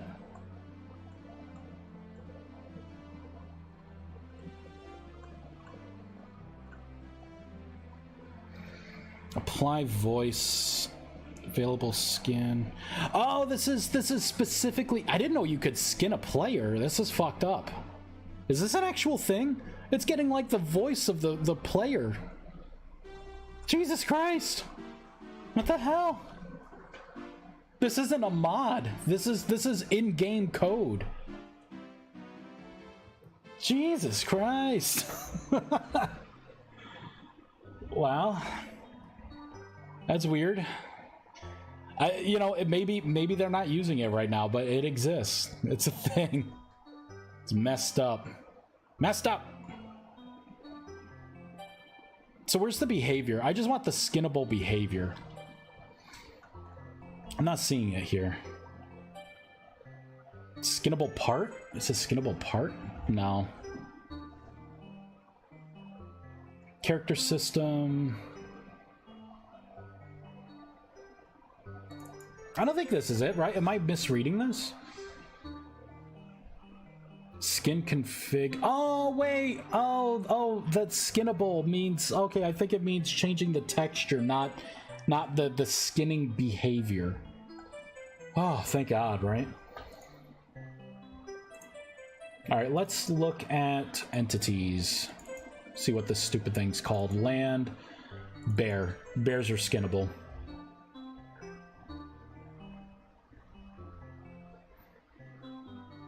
Behavior. Harvestable is probably the behavior I want, not skinnable. Let's look at the server side just to make sure. Yep, it's called harvestable, not skinnable. Here it is, entity behavior, harvestable. So we got harvest time, harvest code block.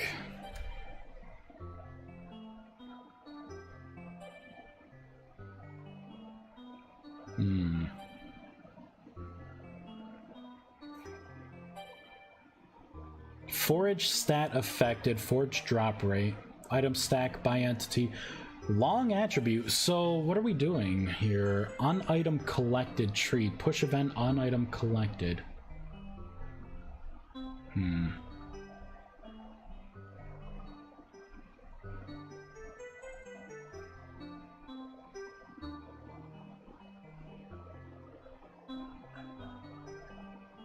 I don't see a particular tag being written. So we're getting like variable like harvest times, harvest stack.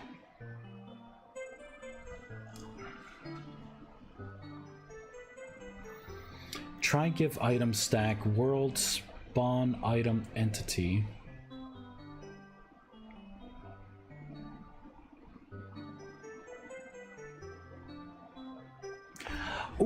you know what? It does. It looks like it puts a player entity ID. So it actually says item stack. We get an item stack and we get the player who apparently skinned this is what it looks like. So I could do a check to see if this tree attribute with this tag exists. And if it does exist, then you can't revive anymore. So if you skin the creature, you won't be able to revive. I'm missing a lot of chat here. Ooh. I want rabbit army, clot slime minions, lots of skeletons, yeah. Don't they have a corpse before pressing respawn? Yeah, technically, yeah. If you don't press respawn, they do have a corpse. And it's in that state that you could use the spell on a player to resurrect them. Harvest that human horn. I require human horn.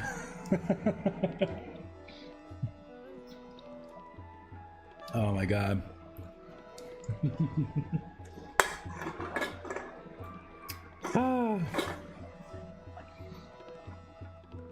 Does that mean you can easily change the appearance of players? Oh, for the skinning? I mean, I could change the appearance of players just by overriding the shape renderer for the entity player. Make sure it can't be cheese, though. She can harvest the body. Yeah, that's a good point. I do. That's what we're gonna do. We're gonna lock this down now. Although we got a test, right? So let's do let's skin this thing. Game mode 2. We'll get a knife.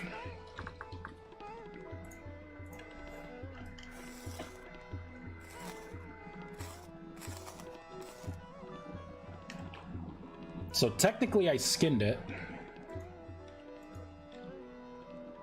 Now let's see if I can, oh, let's do revive. It's kind of dark, but just assume everything's going to plan. If I skip time, the corpse will disappear. Yeah. And I could still right click to get the contents. Oh, that's borked. All right.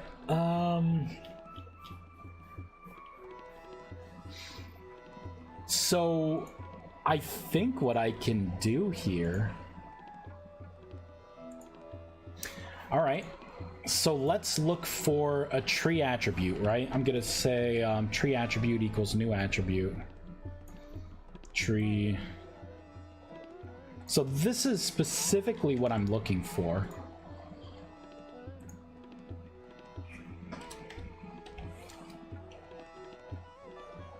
See, has behavior. I want something with the attribute. Attributes. Permanently stored entity attributes that are only synced. Ooh. Oh, this is from synced tree attributes. So I could do attributes dot has attribute this, right? Right? Am I thinking about this? We're gonna have this as an and. So you have to be dead, and you cannot have this attribute that gets put on you when you get skinned. All right. Sorry, buddy. I gotta kill you again. I'm so sorry.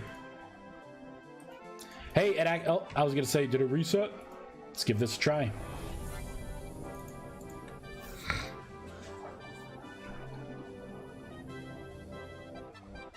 Still revived you, huh? All right, / time set day. You're alive, you'll keep. Turn the rain off. Steal its fat. Actually, it sounds like fun for undead. They carry their own bones. It would be a cool system because maybe you can equip them with like better arms and stuff, and it could change their appearance. That'd be pretty cool. Animated chests made out of bones and sinew.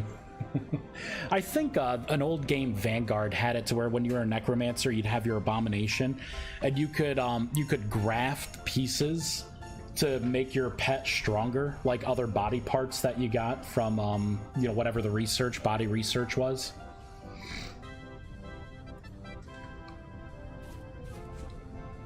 Yeah, because I could have like pet spells, right? Like there could be necromancy, and then there could be like summoning. You know, right? One could be like you could summon an elemental. One you could summon like an undead. Maybe you could summon like an animal, like a beast. All right, I think you are a little borked, buddy. Because I can just... Oh. What if I take an item from you? Can I reskin you? Can I skin you again? No. Okay, so let's look a little deeper. What happens when you have these on?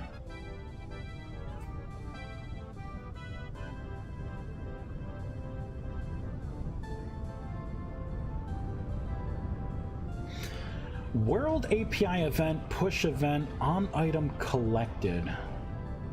Tree. If harvest block does not equal null. Okay, so that's just like a harvest block. Behavior harvestable.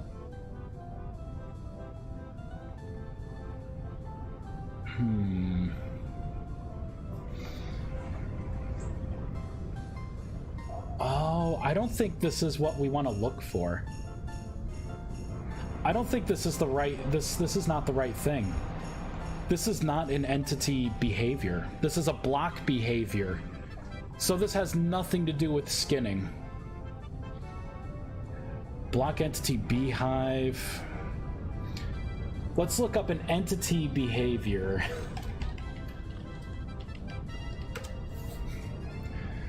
Entity behavior, boss, physics, waitable, temperature, controlled physics. Entity behavior harvestable. This is what we're gonna want. Death reasons, animal weight. Okay, this looks better. Death by player. Animal harvesting time. Is harvested. This is it. Right here. I'm looking for a watched attribute with this bool. Wow, it's gonna be even easier. So if this has the attribute of harvested, right? So I'm gonna do the reverse. If it does not have the harvested attribute, then you cannot revive it. So buddy, you still got a couple things you've been harvested. Now it's just like broken. It is dead, but it's not doing the animation anymore. Will you stay dead? Will you stay dead? Your health is not regenerating. Okay. You may be a lost cause, so I'm just gonna relieve you of duty. Goodbye. God damn it. You had to die in the most inconvenient way. Oh, you're not... Gravity's not pulling you down anymore because you are dead. No! Alright. I guess... Oh, I could push you still. That's funny. You still have collision. We're just gonna cover you up. Pretend you don't exist. Oh, there we go. Oh. I was gonna say, what's going on here? It's taking up more space than we're led to think. There we go. Alright, there we go. Gone. Alright, another wolf. You! Let's get rid of some of this stuff. Alright. So, I can right-click on you. You're fine. Now you're dead. Now, I could harvest you, which I'm going to. Wait, before I do that, right? I didn't complete it. You're still there. Let's revive you to make sure.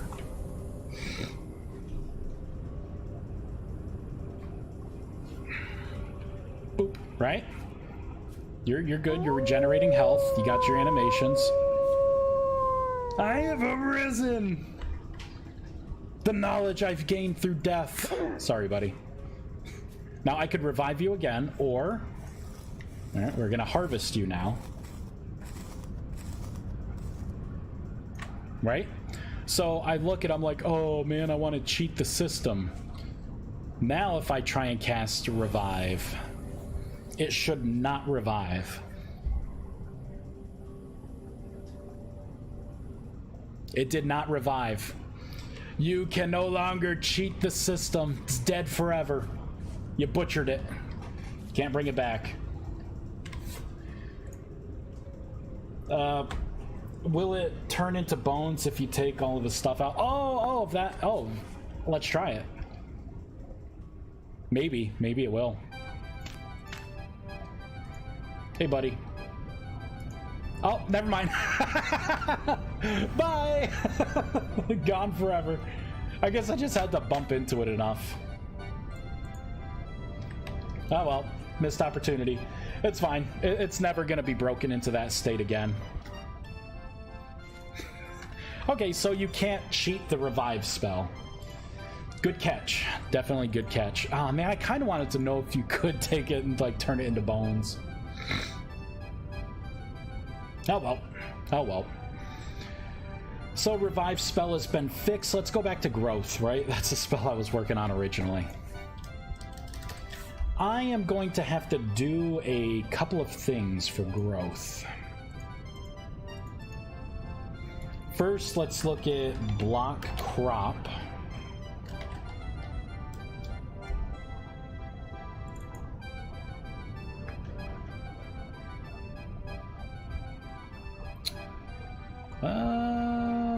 I'm gonna want current stage. I'm gonna move this over here. So for growth, we're gonna put this in here. We are also, for current stage, we're gonna have to take in a block in.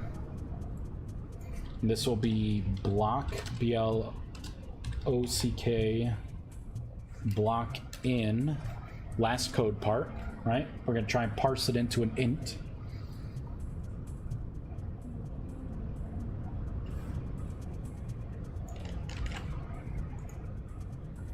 I am going to need this, and this could be private.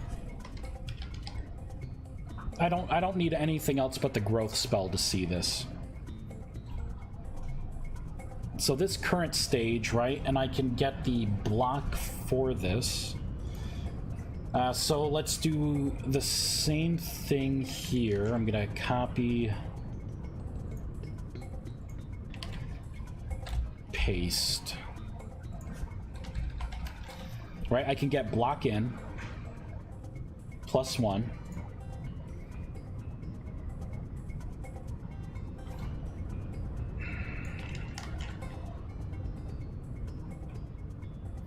Interesting how block position here is not being used at all, so I'm gonna just get rid of it.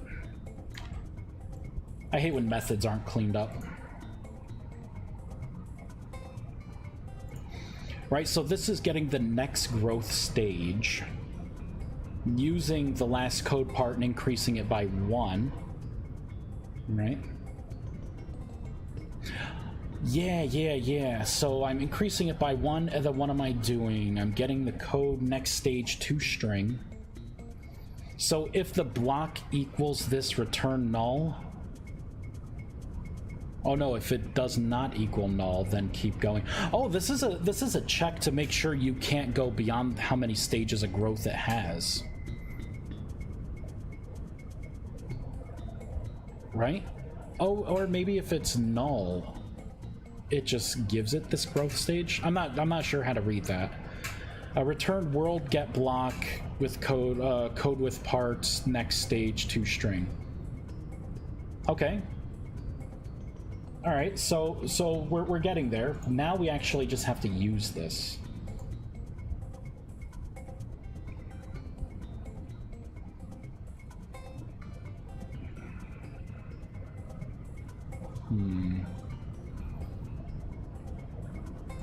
All right, let's take a look at this here. Place on world gen, get drops.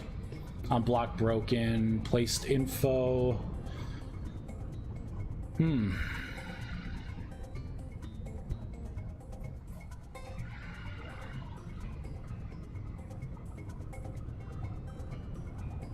Unblock broken. Try place block for world. Nah. Unblock interact start. this on server game tick.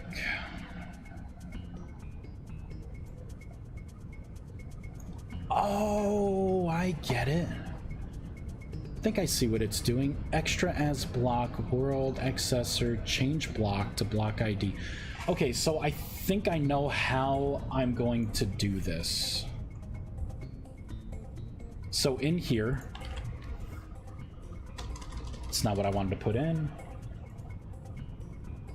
Copy, paste. Instead of extra, it's going to be this.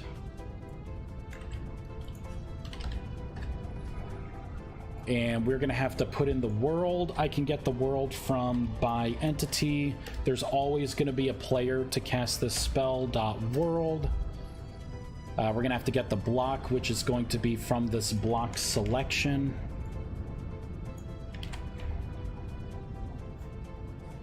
Setting it as block is redundant.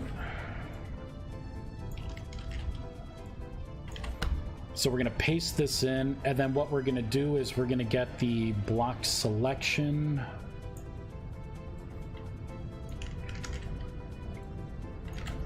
Dot position. We'll get the position, the position the player wants to break place something at, or the full position, or the hit position. Coordinates of the exact aim position relative to the block position. You know, let's just do position. I think just position.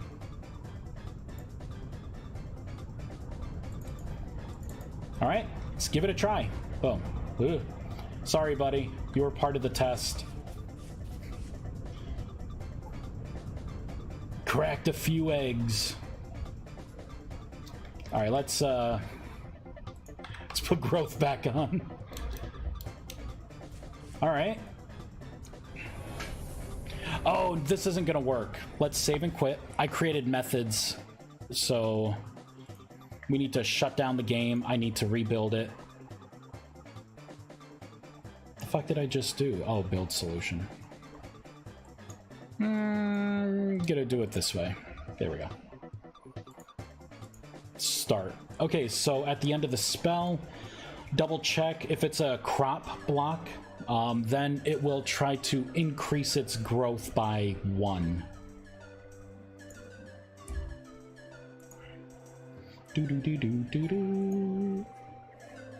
So if anyone makes a mod that extends block crop, then this spell will work on those without me having to do anything. Let's get onions. Onion seed. Here we go. I can't just place it on the ground. I need to get a hoe. Faux show.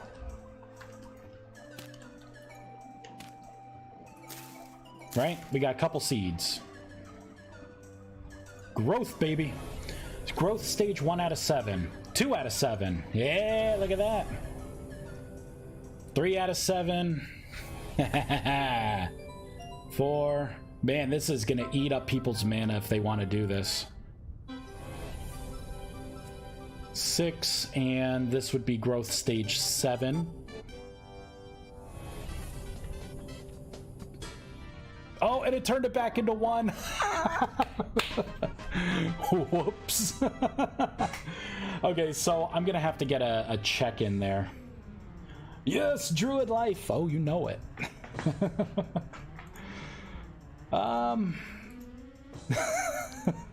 So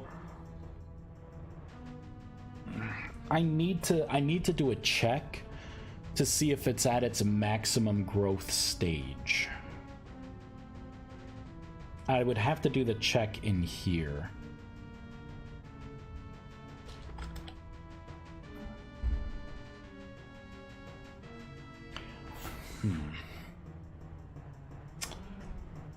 I wonder how it parses. Let's look at onions or parsnip. Here, we'll look at parsnip.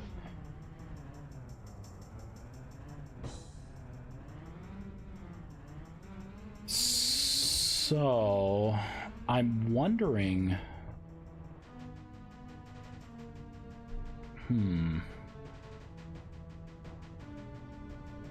I was wondering if there was like an attribute, right? Like some kind of attribute that says what the maximum, but there isn't.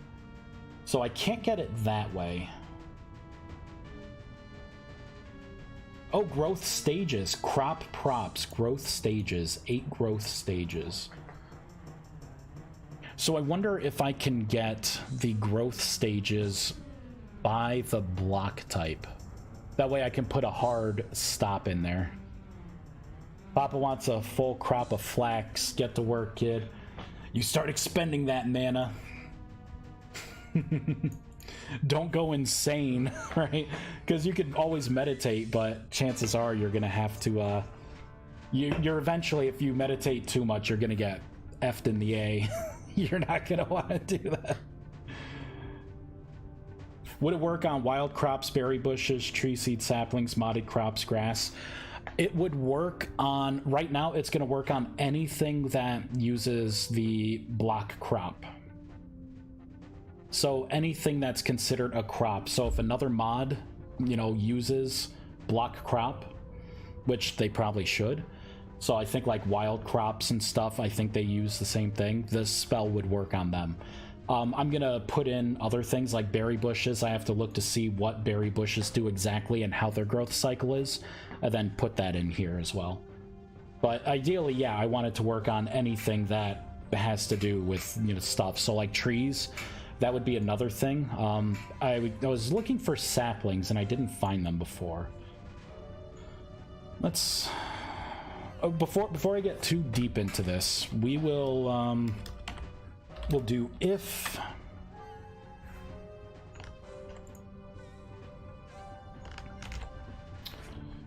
let's static cast this to this, right? Is there stages? Can I see stages? Current crop stage.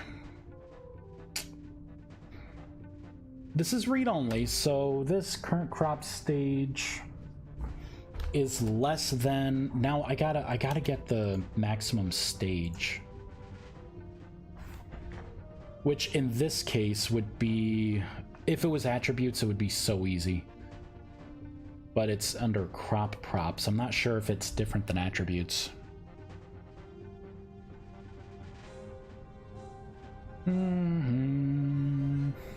See, growth stage is 8.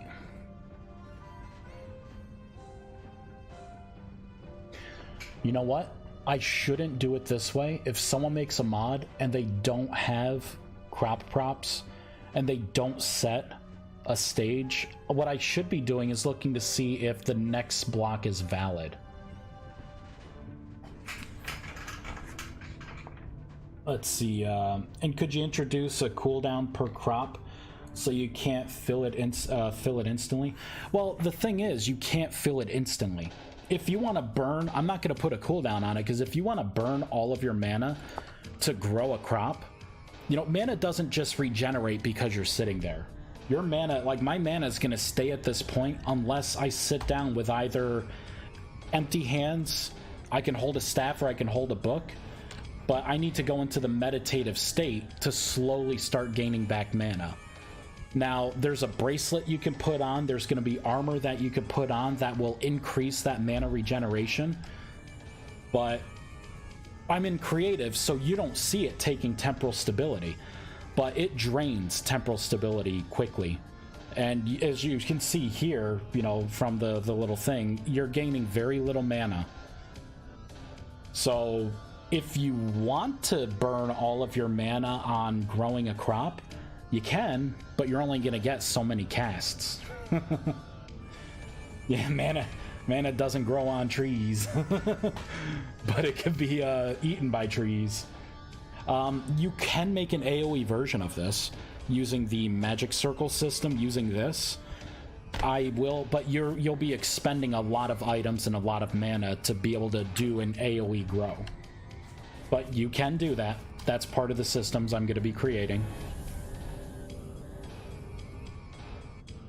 Okay, so let's put a block in here, right? Let's say whoops. Let's do this.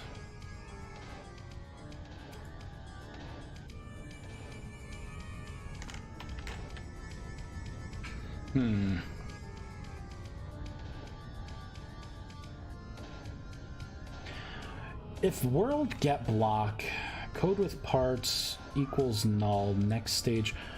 Ooh. I think I want to cut this out.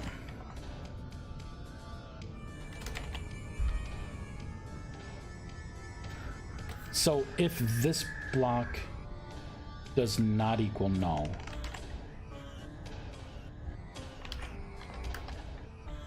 world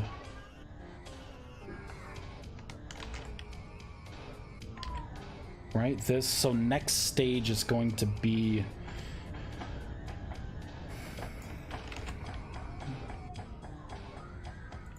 I can do this and I can get the block,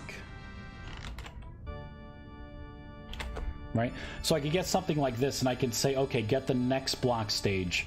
And then I can do a check to see if this next stage is even a valid thing. And if it is, then we can cast the spell. If not, then it's not going to do anything. Right? Something like this. Okay, let's fireball it in. Let's start casting some spells. It's not going to consume mana at this point. I'll put that in after.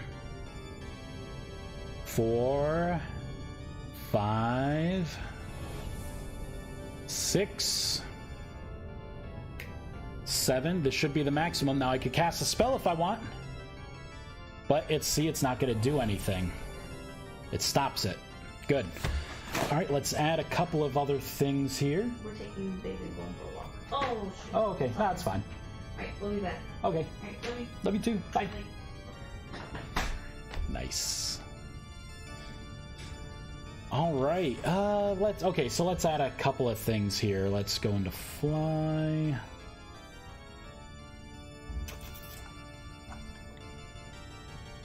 I need to change some of this stuff. You know what? Let's look at another spell that I do this with. Let's look at Plunder. Plunder would be pretty good. Because there is going to be a spell effect. There's a spell sound after you cast each, like a particular type of magic. So let's put that in for growth. We're going to get rid of all of this. It paste this in, so we'll have it cost 12 mana. 8-second cast time for now. There is no duration. There's not going to be... Ooh, an effect. You know what? There will be an effect. Growth is a tier 3 spell, I believe. Yeah, growth is a tier... Yeah, growth is tier 3. So I'm going to have a 1.0 for the effect modifier. And we'll pepper that in here as well. The ease at which you achieve so much always astounds me. Are you talking to me? Sorry, I have no feelings for you. Oh. Oh, RC. You hit me deep. Hit me deep. Alright, so this is what it's gonna be like here. We are gonna have to add a couple of things here. Yeah, right, Bernardo? A slap right in the face. Vice, I have no feelings for you whatsoever.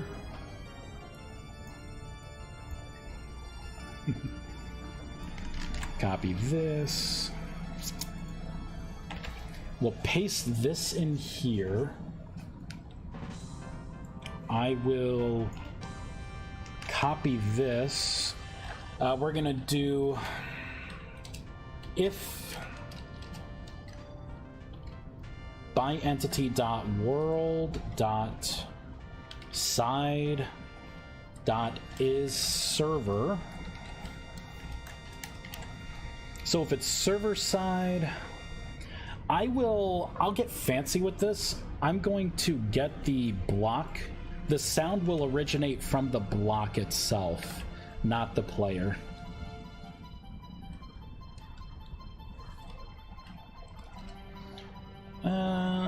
Block dot... What do I want? I want block select.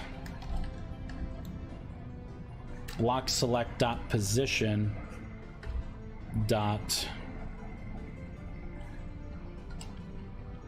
X. Okay, so there is no sided.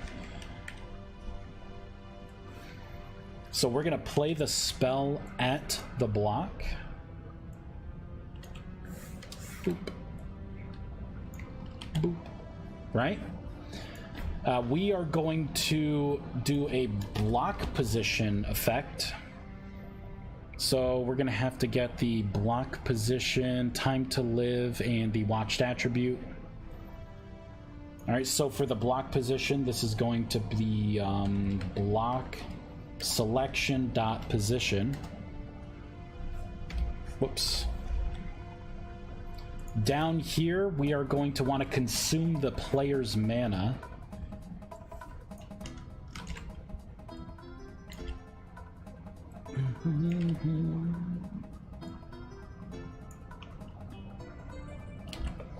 Here we go. This is going to have to be as entity player.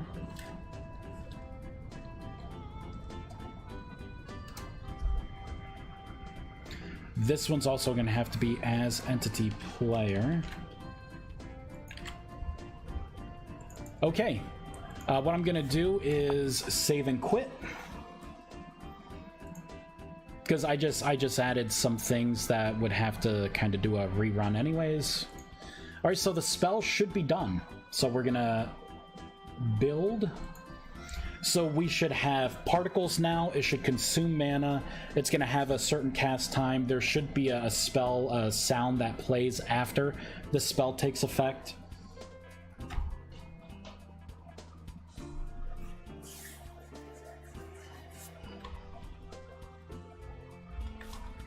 Okay. I should have shut down the game properly. And boop, there it is. So it lasts 6 seconds. Let's make it last what is transmutation? It seems like I dialed it in pretty well with transmutation. How long does that spell effect last? Two. So I'll just have it last 2. Here we go. Okay, let's try that again. I made it an 8-second cast. Oh well. Boop, there we go. 1, 2, there we go. That's better. Not as invasive.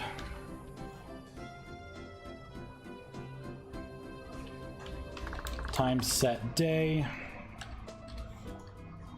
So we're on to 4. Wow, this, yeah, look at it consume the mana right now. Jeez. So if you want to waste your mana doing this, by all means. It's not on me to tell people how to use their mana. There's 6.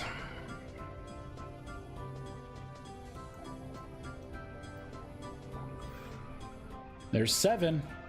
So I can cast the spell again.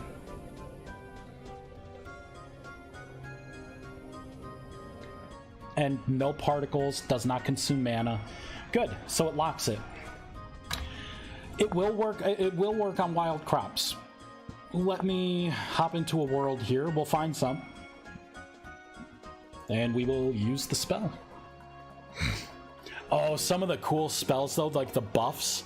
All the buffs are done pretty much. Well, all the buffs that affect your attributes. Rapid shot is so cool. For like a bow and arrow, it's so good. It's so good. I was testing it out actually, I think somewhere over here. I was like reviving things and mining things, and it was somewhere. I don't know where it I don't know where it went. But there's something around here. It was really freaking cool. Let's find a wild crop.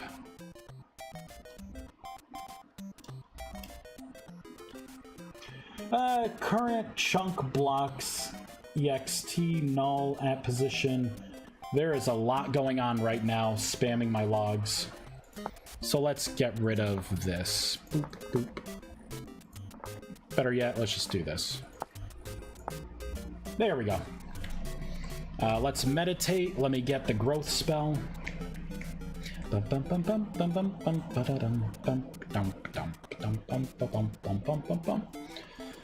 VoIP phone system. I kind of hacked into it and I created this song as my phone ringtone. And when I get a 4-digit like an internal call, it does a do-do-do-do-do like the Underworld one. Because I'm a nerd. Because I can. Where's growth? There it is. Alright, growth spell. /time set day. Temporal storm? Really? Really? I do want to have an effect for players for like a temporal storms. I don't know if I want it to be a detrimental effect or not though.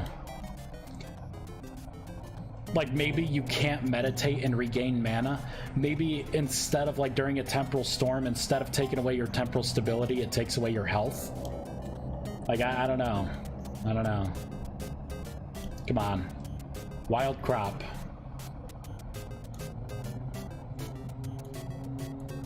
Oh, maybe I could have it to where if you meditate during a temporal storm, monsters have a better chance of spawning like on top of you.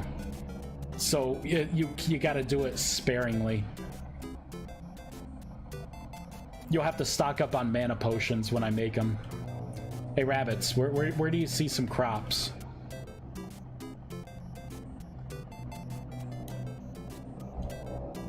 Come on. Wait, what is that?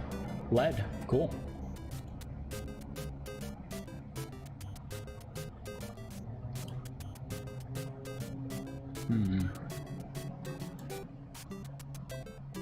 I'm not missing anything, right? Like, where the hell are all the crops? All the crabs.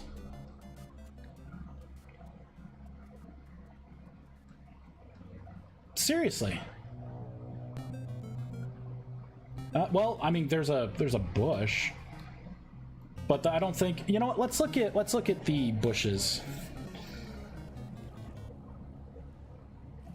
You could spawn wild crop items. Oh. All right, thanks, accident. Would it be possible to affect storms, or is that too global? Well, it's funny you mentioned. I think I know what you mean. Let's meditate a bit. Oh, and that wasn't a temporal storm. My temporal stability, because I'm meditating, started to drain, so I started to drift away. I have world magic. Cloud Breaker's gonna remove rain in your area. Storm Song is going to create rain, and I have another one called Time Shift. Guess what it does? It shifts you. Look at that. See, regaining mana. I destroyed my temporal stability.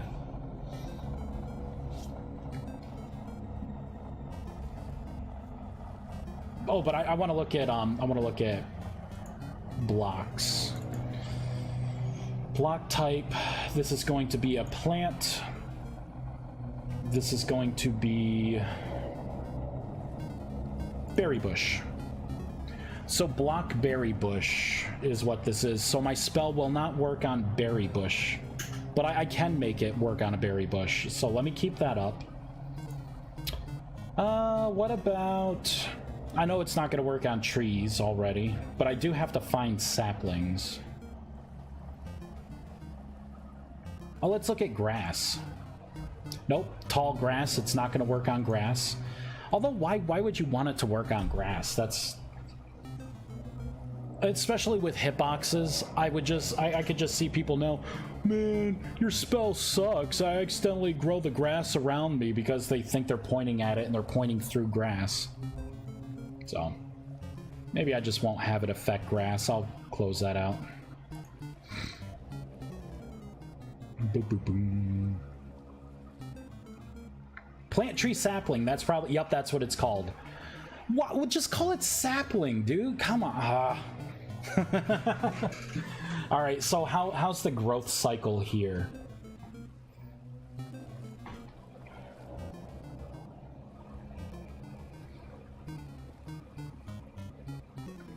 See, this is unique because it's a mature by days, but it's an attribute, so I can easily trace this to see where it goes. Yeah, this is going to be different than crops, but it will, the spell will affect that. Okay, so I could just do something with crops here. Crop. Dead crop. What do I do? Is it so if I just wanted like an onion? Pickled onion? I don't see it, man. So we're just gonna fly around. We'll find it. We'll find something. Unless you could tell me, Hexadin, like whatever I have to type in to get this. Why don't I increase my fly speed? Alright, what do we got?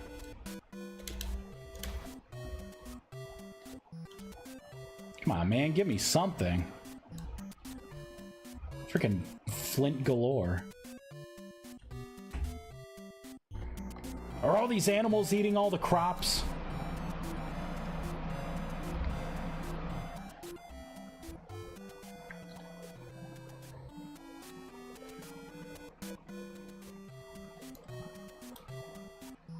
Found berry bushes. I mean, that's good. Here we go. Hey-oh! This place has a curse. Give block, crop, flax, 1 at 64. Okay. I'll have to remember that. Alright, so... Aw, man. I gotta meditate again. That's okay.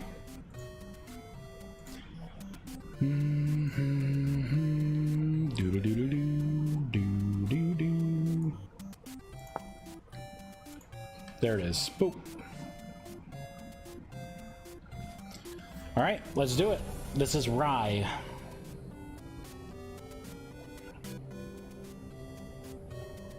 Look at that, stage 3. So it does work on wild crops as well, because it's still a crop.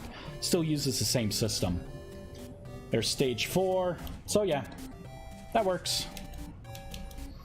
And what I'm gonna do is I'm gonna remember this, because in my references file, I will put useful commands here, so I'm putting it in here. So now I will know for the future. Use to spawn, in this case,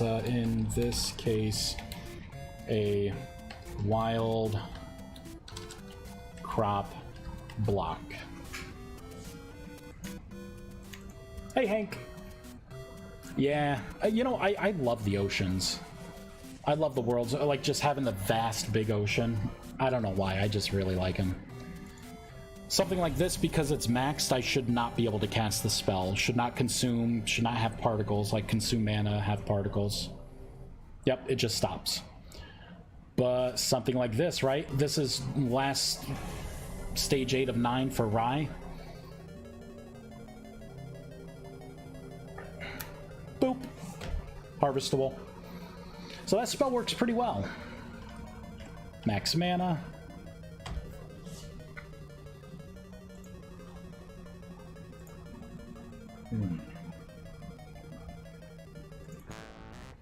There we go. You know what? Let's do trees next. Let's see if we can grow trees. So what I want to do, block plant. Ooh.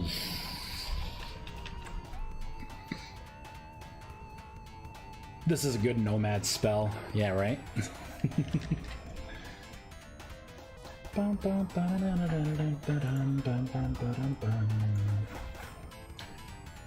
Let's see what crop plant does here.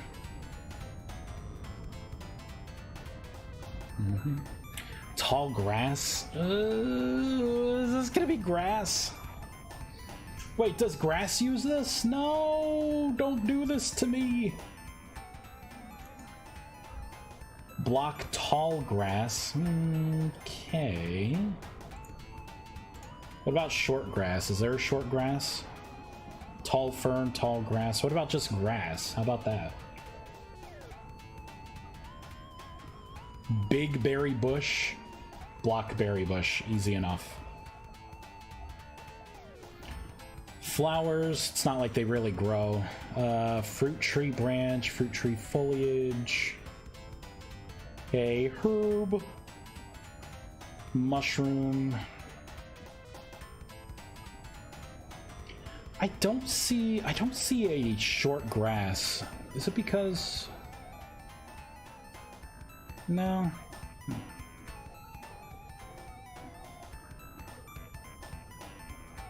Oh, that eaten very short. So, okay, so I don't have to worry about that tall grass. Maybe block plant is okay. Maybe this is okay.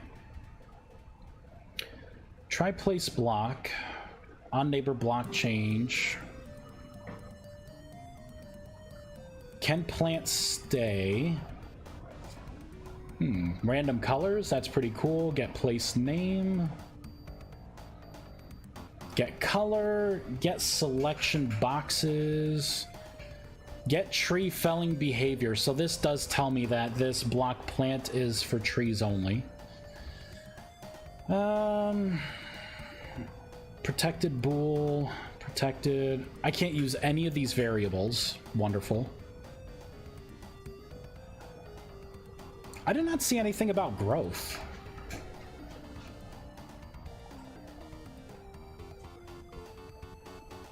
Set leave wave flags. That's cool.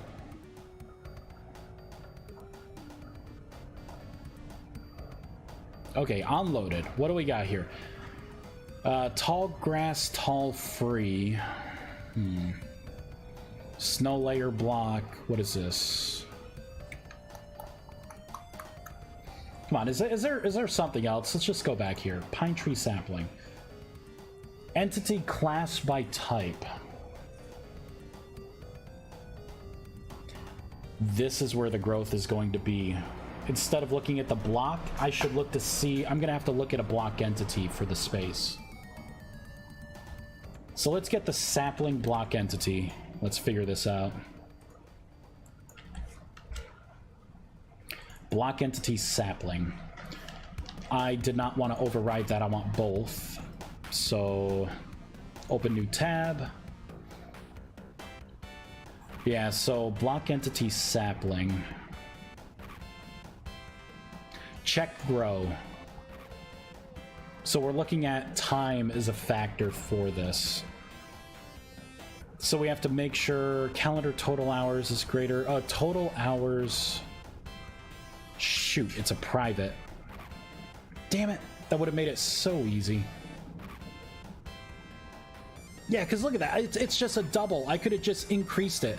This stage, let me guess, that's also private? Of course it is. Why wouldn't it be? Dang nabbit.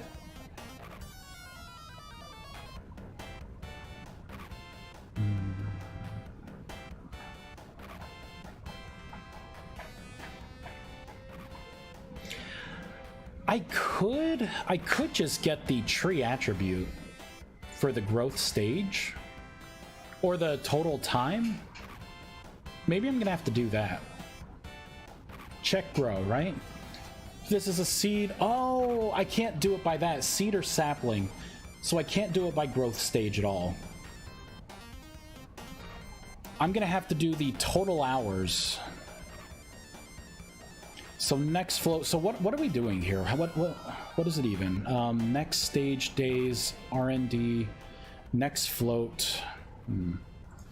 Oh, I gotta do one more thing. I'm gonna do a test here. Whoops. I just said sapling to myself. My character's going crazy.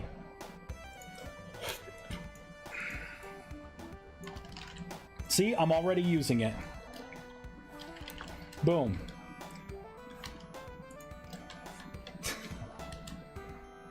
It doesn't work.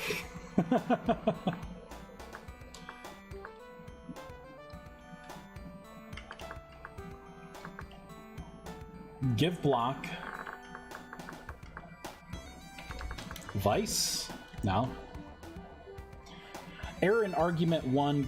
Block code. No such block exists.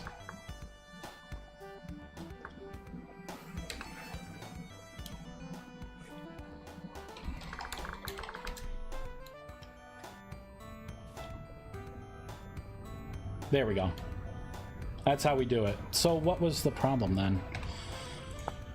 Oh, settings, developer mode, confirm, extended. Game crop rye 4. Oh, I think I see. There's no block. Give block, so it'd be crop flax 1, crop rye 4, maybe something like this. Failed target player's inventory is likely full. At least it sees it as something. Let's get rid of the wolf, get rid of the admin sword. There we go. So that did it. Alright. Boop. Right, so we got this. I'm gonna cast the spell a couple of times on this. I forgot to mark dirty, so I want to see. I know it's going to fail. I'll cast the spell on it twice, right?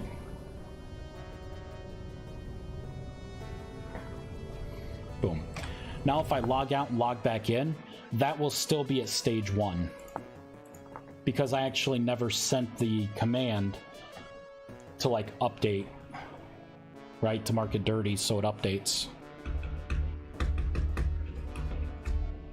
Or I could be completely wrong. Nope, I'm right.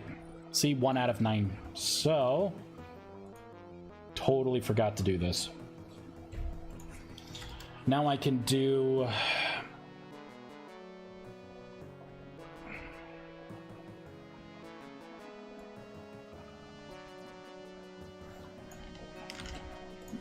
this. Get block. Right, because I need to now get the block that's in that space since we swapped it out here. From this block position. Dot mark.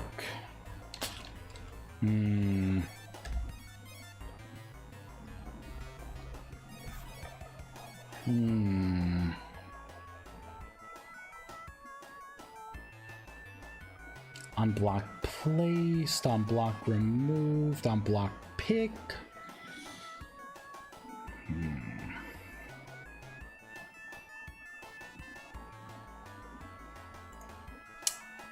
What do I want to do with this?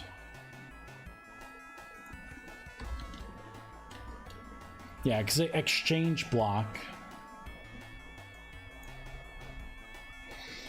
Here we go. Let's read this here. Sets a block in given position without calling on block remove or on block place, which prevents any block entity from being removed or replaced. Marks the chunk dirty so that it gets saved to disk during shutdown or next autosave. Should only be used if you want to prevent any block entity deletion at this position. This also, for example, does not change a block's reinforcement level, useful for openable blocks such as doors, gates, etc. So it says that it already marks the chunk as dirty.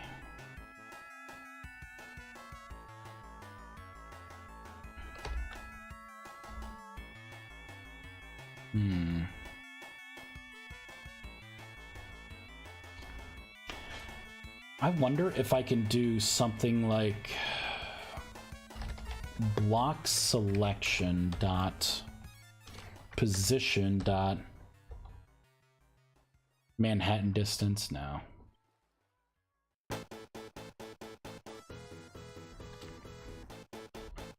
Right, so it would be this.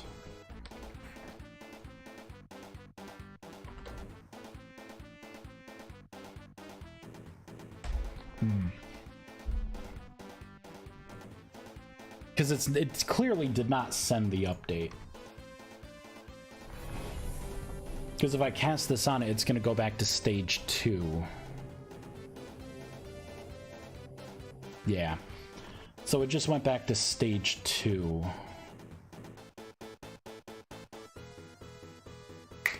It's because the block entity, it's not the block, it's the block entity that I have to mark dirty. Right? So what I need to do is do a... I have to get the block entity for the block crop. There is no block entity for the crop, is there? Yeah, see, it's just the block. There's no block entity. So I can't mark that dirty. I have to find a way to update it here.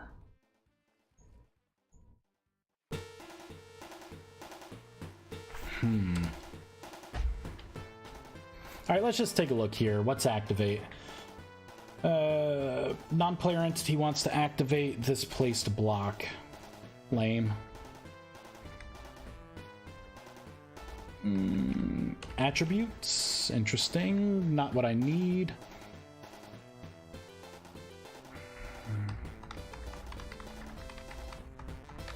Okay, so that's code.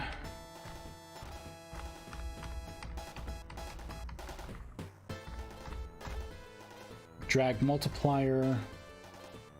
Entity class. Oh, duh, what am I doing? I could just take a look at the code, right? Block plant. No, I want the other thing. It is block crop. What do you do?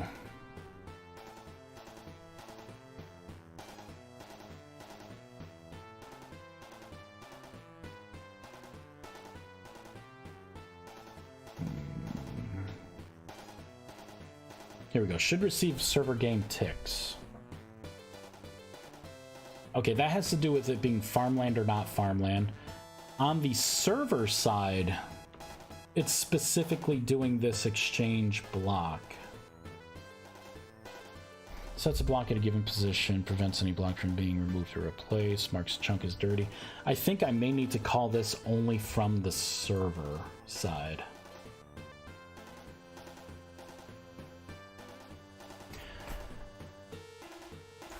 So what I can do is cut this out and put this in here. Delete this. Let's try it now.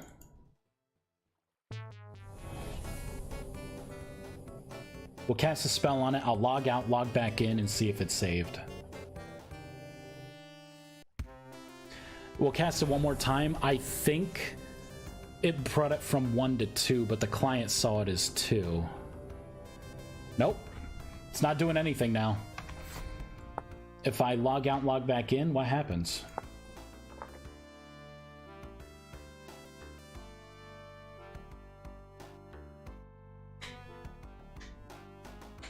If it stays at 2, I'm at least on the right track. Nope, stayed at 1. Did not work at all. Alright, let's keep looking at code. Unblock, interact, start. Doesn't tell me anything. Try place block for world gen, block accessor, set block.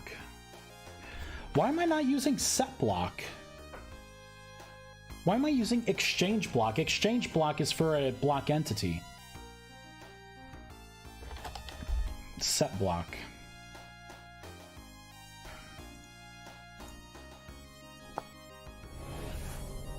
If it doesn't work, I'm going to pull it back out.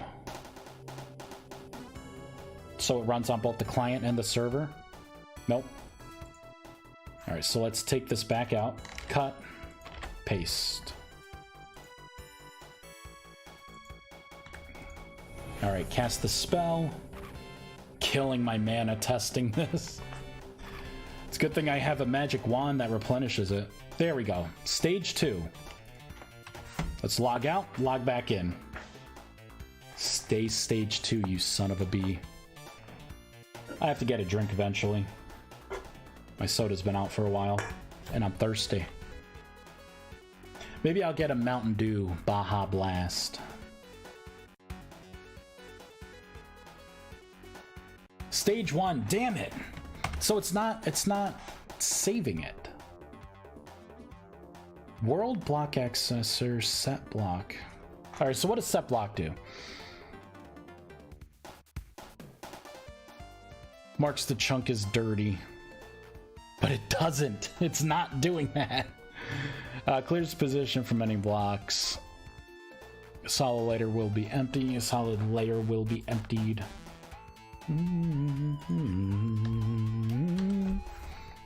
Alright, let's keep going. Alright, what else here? Try and place block. I don't care about that. Get drops.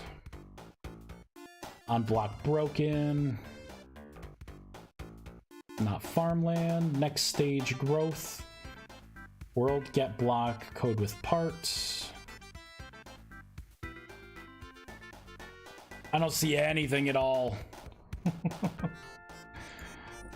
Oh, jeez. Oh, here's an idea. I'm kind of doing this already with transmutation. So what am I doing with transmutation?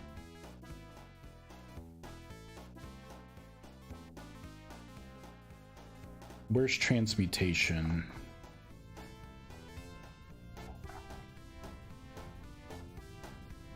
There we go. Convert sapling to random.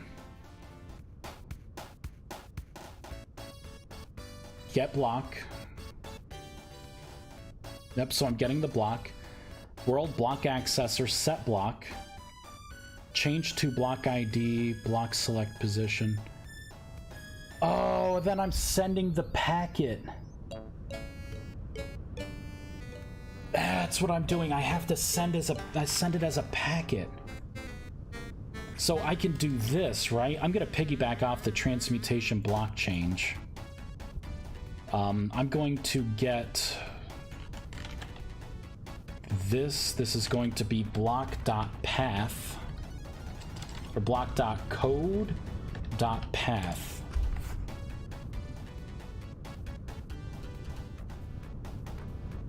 This is going to be block.code.domain.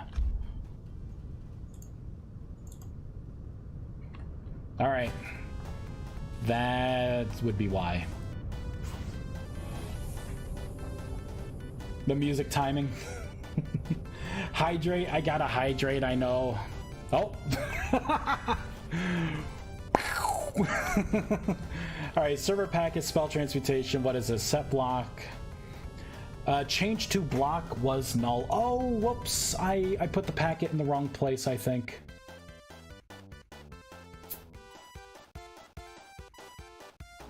This does not equal... No, I would have put it in the right place.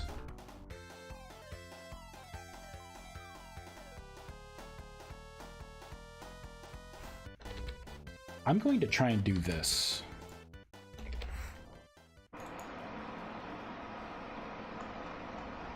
We're going to rebuild. All right, I'm going to try again. After this try, I am going to get up fast and get a drink. I'm not sure how much longer I'm going to live stream, but being thirsty is not helping.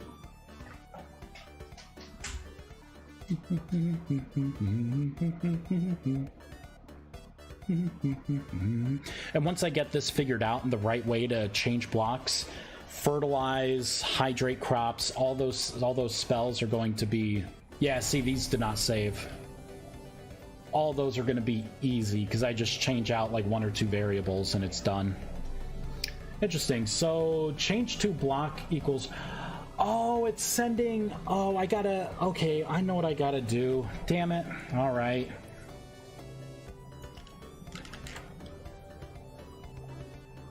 Yeah, this get block. Oh.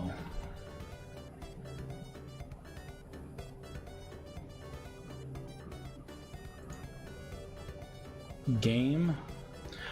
Oh, I forgot to put the colon in. Shoot.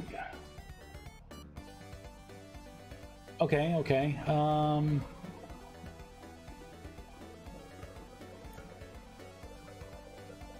on, where is it? Fertilize. Here we go. This plus this. There we go. Now that's gonna work.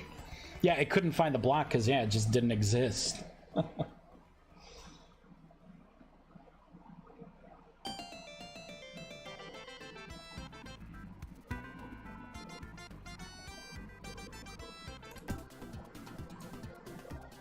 All right, now after this, I will get a drink.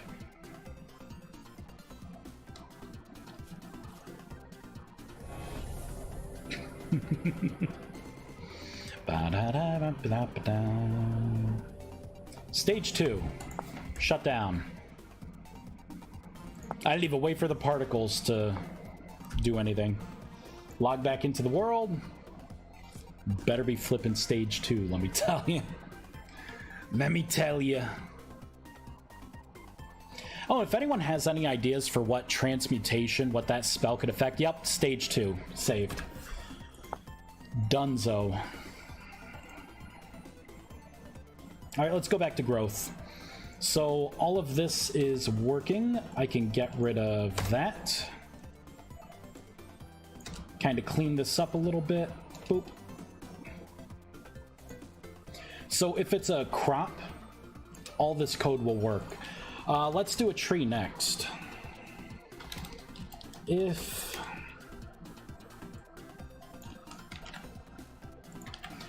block select is, what was it, block plant? Right? So if this block is a block plant, first thing I'm gonna have to do is get the entity, the block entity, right? So I have to do, oh, what is it called? Block entity sapling.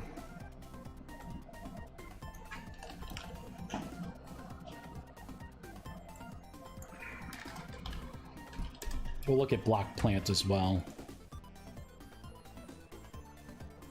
Open a new tab. Yeah, so I get to copy that.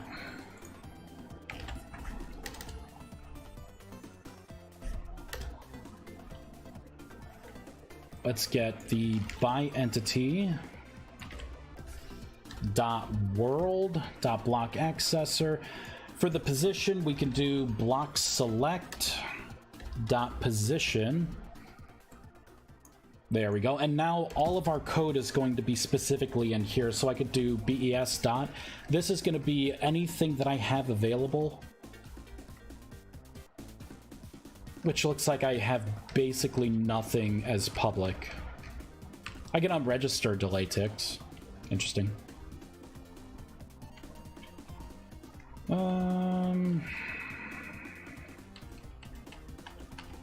There's nothing here. Okay, so I'm gonna have to get the tree attributes then.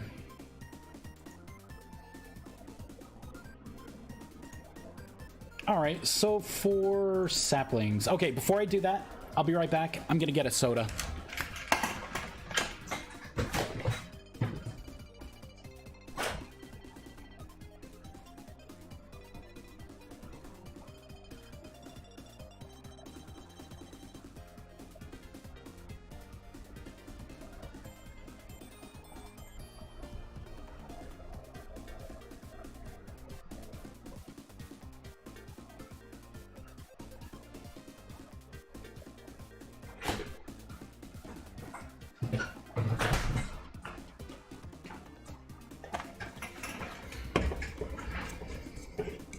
Alrighty. Baja Blast, baby. Man, that's sweet. Whew. Man, whoa. Whew, that's rough. That is rough. Okay. What was I doing? That's right. Block entity sapling. I think. Yeah, see, like, check growth. Total hours till growth. This is a double. Total hours till growth. All right. I'm going to move this over. We are going to say tree attribute test equals new tree attribute, right? I could say test dot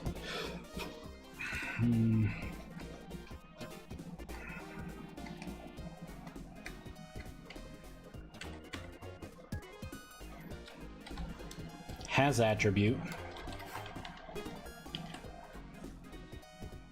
And this is the string that I want, right? I'm gonna have to do this as an if. So if this attribute, actually I would need to get the attribute of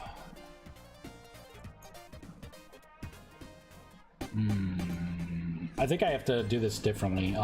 Bez dot attribute, right? From tree to tree.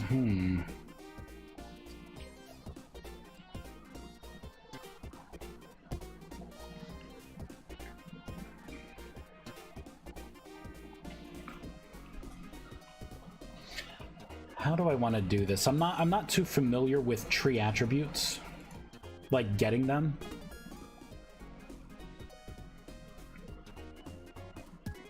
See, these are the base methods. Maybe I get the block, right? Custom attributes. Oh, this is just JSON attributes. Behaviors, API. From tree attributes. No, that still takes a tree.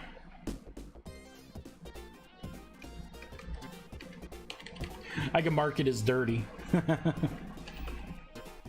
Unblock broken, block placed, block removed, exchange, tessellation. None of this is what I want.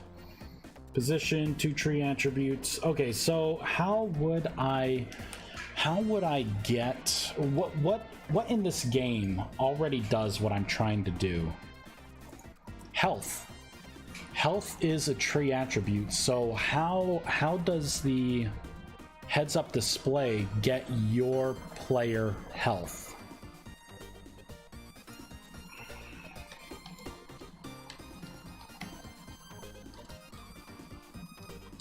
Because I think test is not going to come up with anything. It's a new attribute tree. I don't think there's anything in there.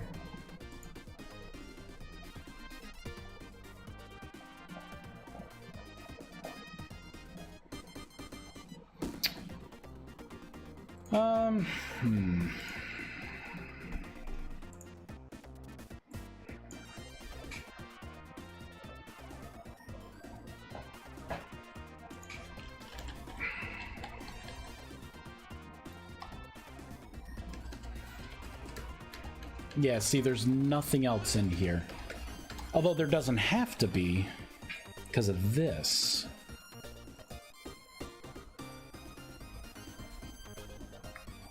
You know what? Health would be something different too. So how do I get a tree attribute from a block entity? How do I do that?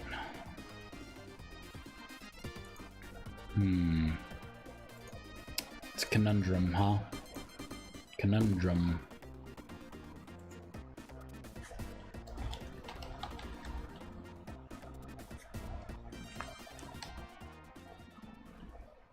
Yeah, because like setting the attribute, like I could add to it, but how am I gonna pull it out of here? Attributes lock.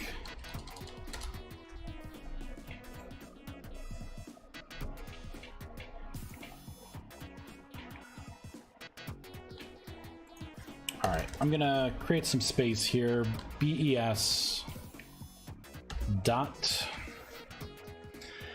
And I really have either API behaviors. Is there a behavior I can hop into? Unstable. Oh, like that's parsnip. So I'm looking at sapling already. We have block plant.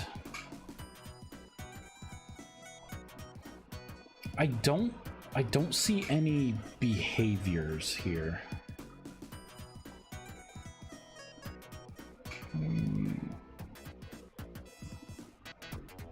Nope, no behaviors. Huh, frostable, true. That's interesting. So I can't tap into anything there. Yeah, I've never done this. I don't think I want to get anything from block. This is something that's specific to block entity.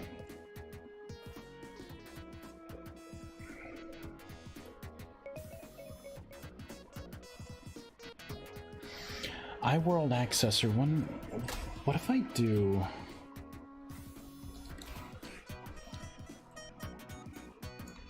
I'm gonna cut this out. I'm gonna say test equals from tree attribute. See, it wants a tree here. You know what? Let's look up tree attributes.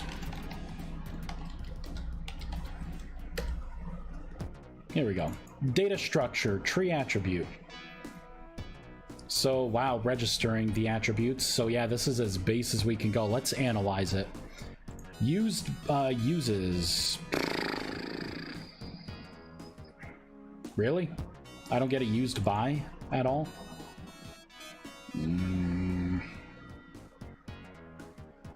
All right, fine. I guess. What about the class? The class, analyze. Okay, block on fall onto. Here, what about this? Decal block entity data. So what am I doing? A new tree attribute using memory stream ms, new memory stream buffer. Oh, so this is taking in data. No, I don't want that.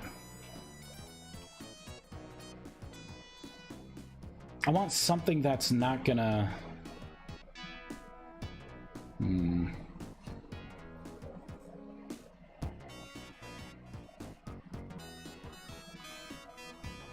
Tree. Farmland. No, that's just a tree attribute, a protected tree attribute. Entity block falling. Boat get mountable. Instatated by. Block schematic. Again, all right, so it's taking in data. I need the origin point. Damn it. Encode block entity data, block entity tree attribute, BE2 tree attribute tree. That, oh! So I get the block entity to tree attribute, and then I take in. So what I could do then is I can do test, right? And I could do test dot to tree. Come on. Oh wait. It would be this. Best dot to tree attribute, and then I would put in test in here, right? Oh, so what I'm doing is I'm piping everything from the block entity, all the attributes, into this new attribute that I made. Now this should work.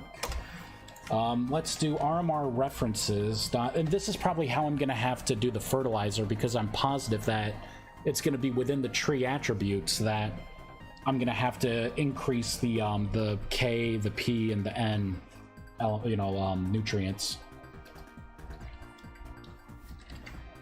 Logger has attribute. I'll give myself an exclamation and a heart. There you go, future Vice. You enjoy that heart. All right, let's log back in. We'll just do the test world. Oh man, that's so good.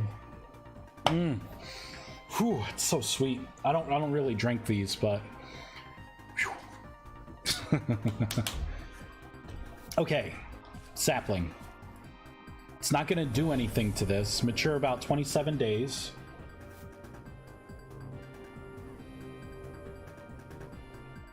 Has attribute heart. We got it. We got it. So now in here, since this is a double, I think I can do test attribute or test dot get double. Right, I'm gonna cut that and copy it because I want to set double first. We're gonna need the key. Then we'll get the double plus 24F. Right, so let's get this key. We will put the key in here. All right, so we're on to 27 days. Let's see if it goes to 26 days. Assuming that 24 is the amount of time, it could be messed up. We'll cast the spell one more time.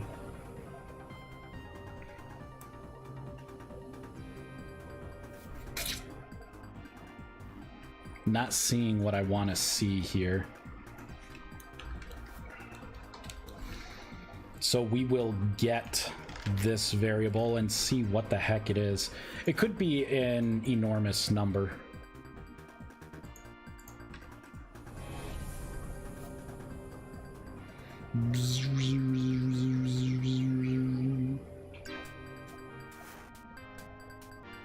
Holy crap! 4,439? 27 days? What is that even? Calculator.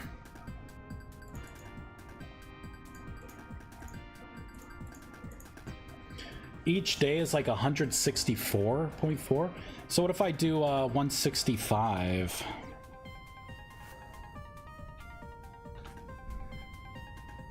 We'll do 165 a spell. So I may be increasing the time. I may be increasing it. Right? Yeah, it's set to the maximum again.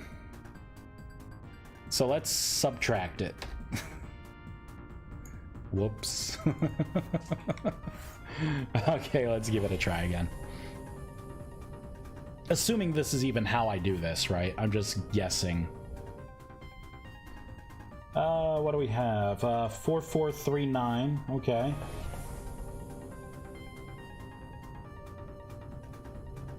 Yeah, I think 27 days is the maximum. It's still 4439, so I'm actually not subtracting it. Oh, wait a minute. Yeah, okay, I think I know what I'm doing. It's not what I want to do. So I'm piping it in and I'm making the change. I'm not putting it back, right? So what I think I need to do is bez dot from tree attributes, and then I can take in test, and then it requires world accessor. Oh god, what the frick? World accessor. I think it's this, maybe. No, it's not block accessor. It would be world.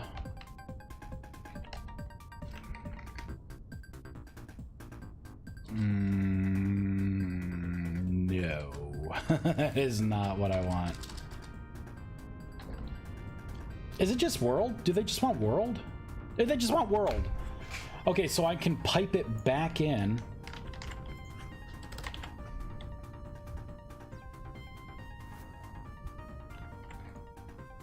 And I think I can do that. Okay. Let's try again. 165 is just random. 20 days now. Wow. So 165 took it down by 7 days. So 165 is way too aggressive. I mean, isn't that about like 165 divided by 7? So it's roughly 24 hours. So I could bring this back down to 24F.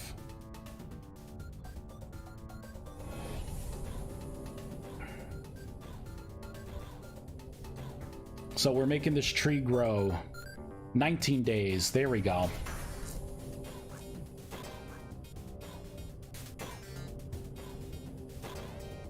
$18 days. Good. Now let's log out, save the game, and make sure, because I'm not marking it dirty, and I should be, I think. So none of that may have saved.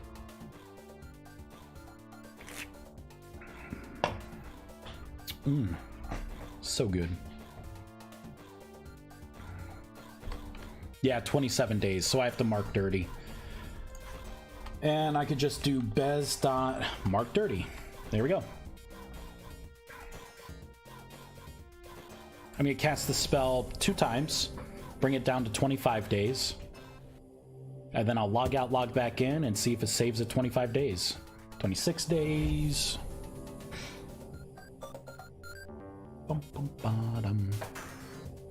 25. All right, save, quit.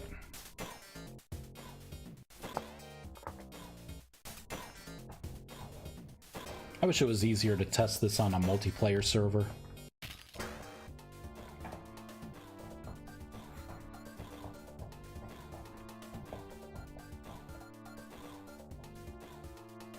"27 days still. Interesting. So marking it dirty there did nothing for me.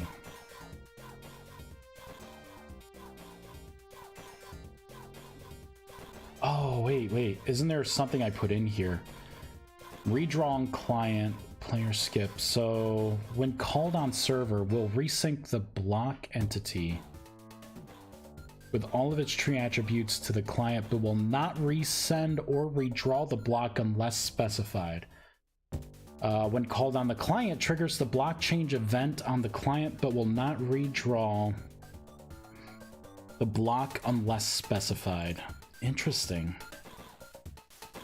So it's kind of selective. Redraw on client, false. Pretty sure I want true, and I want null.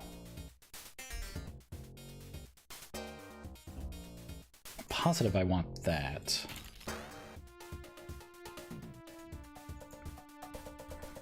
Alright. We'll cast the spell again. Oh, you know what I could do? I could do a quick refresh. I could do 26 days. Let's reload. Instead of logging out and logging back in all the time. I'll test it this way. If it works, then I'll log out and log back in.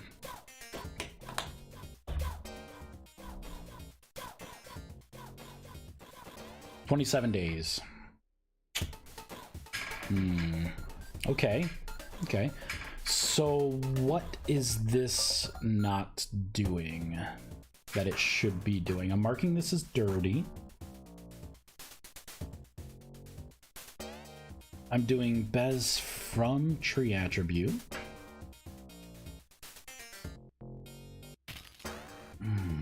Oh, wait a minute.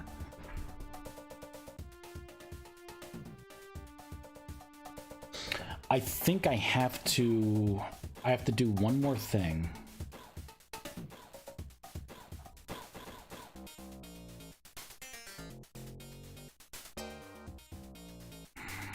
Where is it? Oh wait, block schematic. I don't want that. I'm looking at this. I'm like, this doesn't look like what I wanted. Here we go. Right, so to tree attribute, I'm pulling this information out. From tree attribute, see, this right here is my problem. Total hours till growth. So it's just overriding what I set. And this is total hours till growth.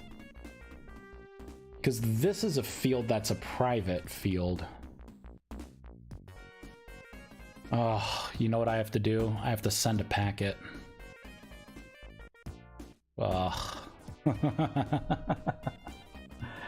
I have to send a packet doing this.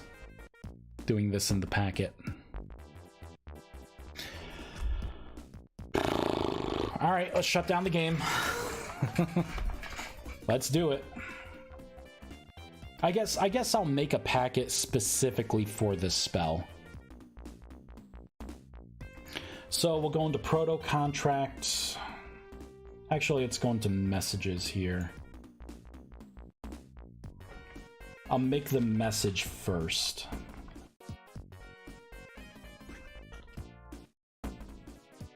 Laughter makes me think temporal stability is affecting you IRL. It could be. It could be. I'll just do spell block change. This isn't a block change. This is a, I'll say update tree attribute.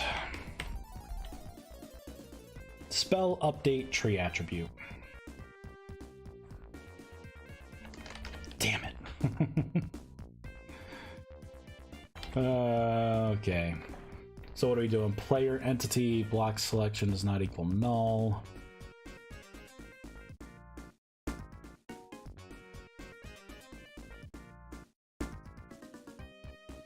really don't like how I'm doing this, but I guess it works. I may end up rewriting that.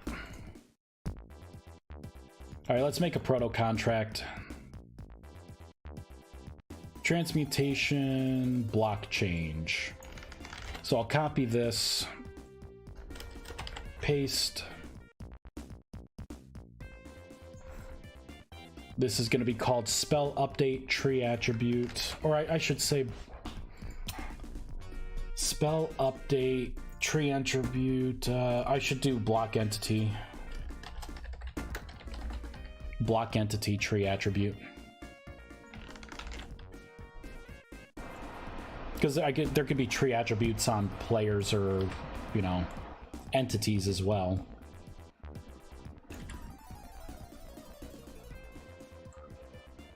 I will change it here. Go back into the proto contracts. This will be the name. Everything else is perfectly fine. Now we have to register this new packet.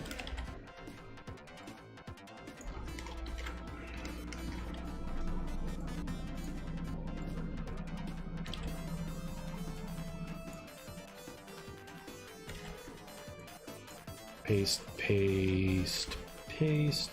Oh, I have to get rid of the fly packet because we're not using it.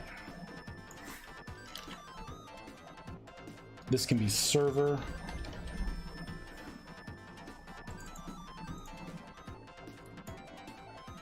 There we go. All of this can go away. Which means in the proto contract, fly effect, we'll get rid of that too.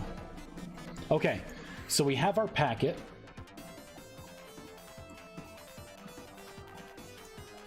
I don't want to do any of this.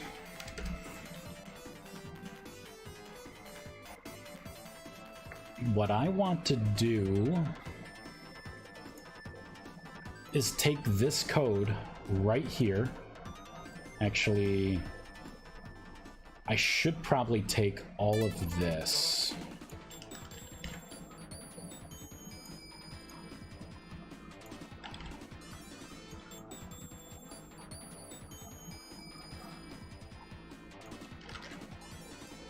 Paste this in.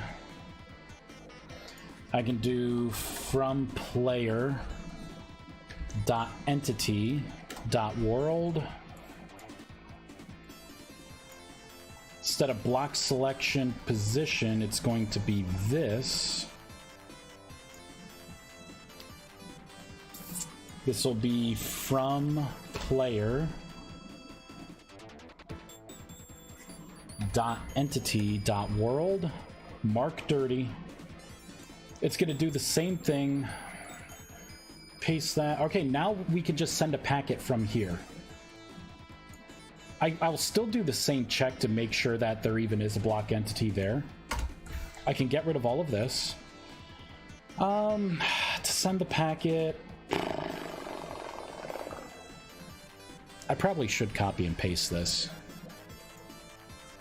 instead of, you know, finding a place where I'm already sending a packet and then just changing things. Growth. Boom. Proto contracts. This is the proto contract we want to use.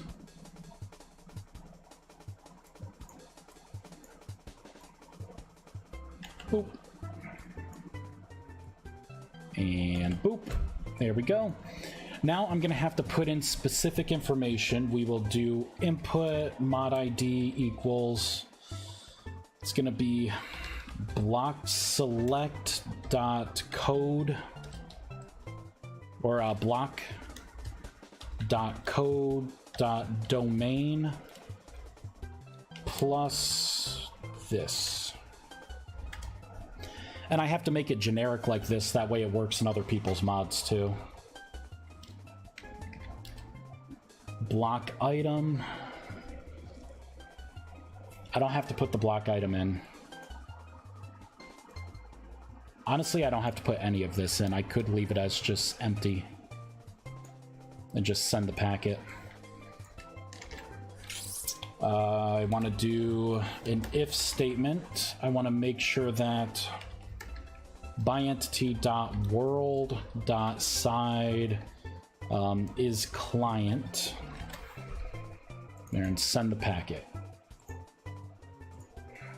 So the client initializes, right, and it sends like, hey, I'm changing this block entity, and it sends that packet to the server, and within our packet we tell the server what to do, and then we have the server update it for everyone.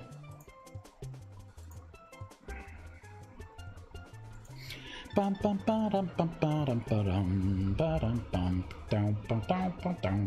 probably should put the you know, the other parts in there, at least the positional information. But this is still going to be pretty safe. All right, let's do it.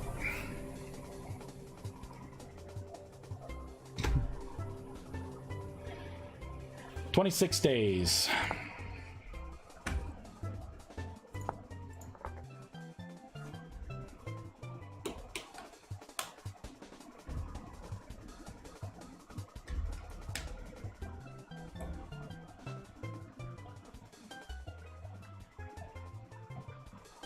"26 days. Look at that. Saved. Dunzo. So we just had to send a packet. All right, now to finish out the spell, we're going to have to do a couple more things. We want to consume mana. Actually, we're going to want to copy these, because we want a particle effect. We want it to consume mana. We want it to play the sound.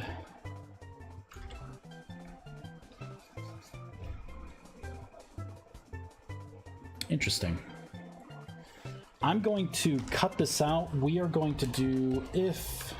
I'm going to make this thread safe here. This will only run on client side. That way it doesn't screw up if someone tries to run it on a server. All right, I'm going to reload.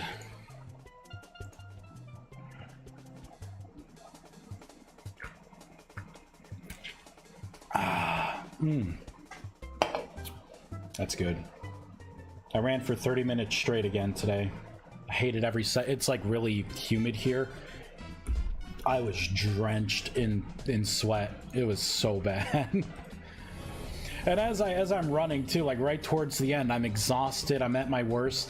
This lady comes by in her car and she like stops right next to me and she's like, "You're doing great." And she like gives me a big thumbs up and I'm like, "Thank you." So I'm like running along. I'm like, "Just leave me alone." All right, so the spell now works on plants. Or on saplings. So it works on these guys, works on crops, it works on trees. What else should we make it work on? Oh, wait. We should have the particle effect now. Right? I wasn't paying attention before. Yep. So yeah, we got the particle effect. 23 days. Sweet. Oh, you know what I should do? Let's use the effect modifier. So the effect modifier, because it's a tier 3 spell, if you're a tier 4 mage, I think I'm going to have it to where it skips 2 instead of just 1. Right? So you can bump it up 2 days or at a time, or you know, whatever. You get what I'm saying. In order to do this, everything's done through packets. I'm gonna have to modify the packet. Of course I am.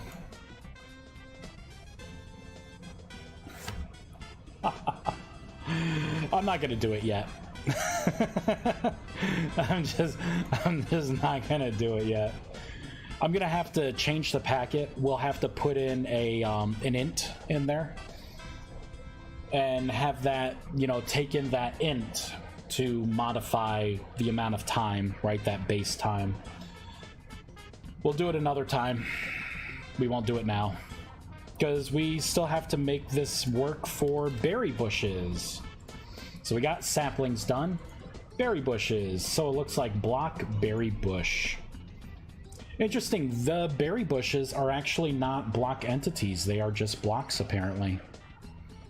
They just take in the block class berry bush. So this may be similar to crops. If that's the case, this is going to be really easy. Because I'll just copy the crop logic. The crabs. Kind of listening to see when Baby Triangle gets home. So when he gets home, I'll probably stop what I'm doing. Yeah, look at this. It extends block plant. So type pruned mesh.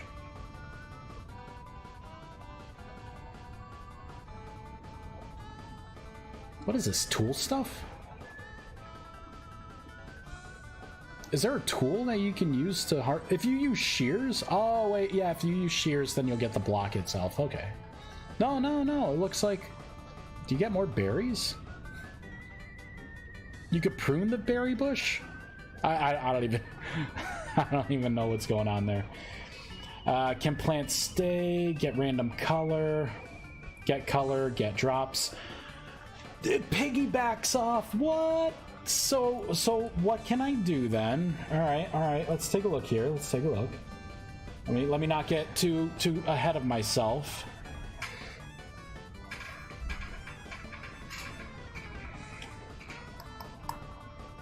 Oh, there is an entity class. I missed it. Okay.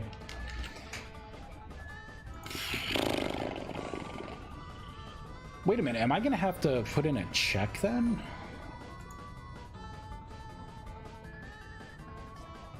If this block is a block plant, berry bush is extending block plant.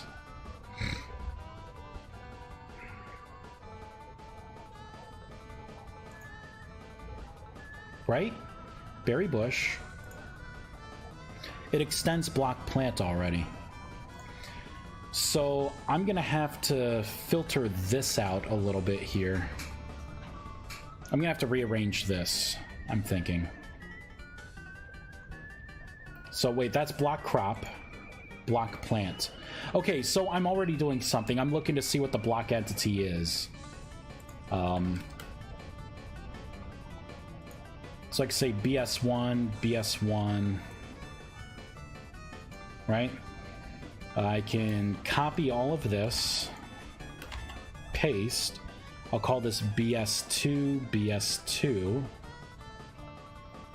We are going to get the block entity of berry bush.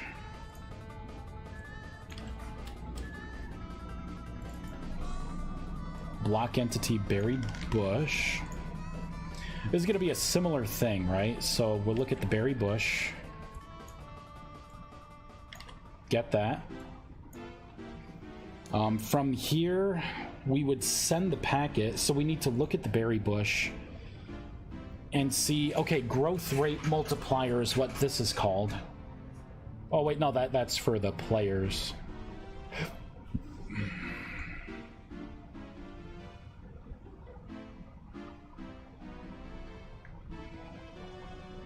From tree attributes, what is it called? Total days for next stage. Are you, wait, no. Are you kidding? Can I use the same thing? Is that the same key? Total days for next stage. No way. No. Maybe? Total hours till growth. Transition hours left. Okay, so it is a little different. It is a little different. So I have transition hours, and then I have last check at total days. Last prune total days. Okay, this is a little more... Yeah, you can prune the bush to get the old square look. Oh, that's pretty cool.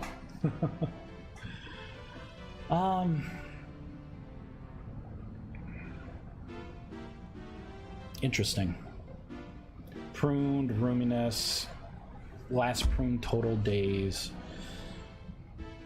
So I'm gonna have two variables here, so I still want to break it out. Transition hours left. Last check at total days. I'm thinking this is what I want. The transition hours is probably going to be the primary thing.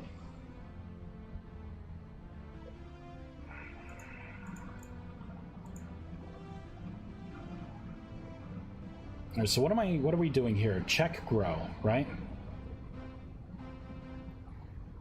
So as time continues, right, we're doing calculation checks for temperature, the amount of time, the roominess, apparently. The roomness.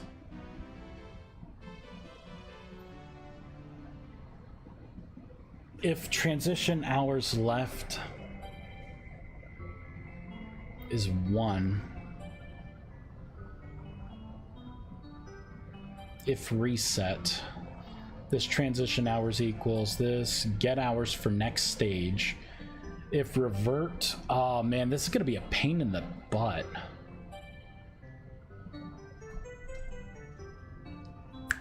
No, it's not. Yeah, no, yeah, it is. Yeah, it is. Because I'm not pruning anything.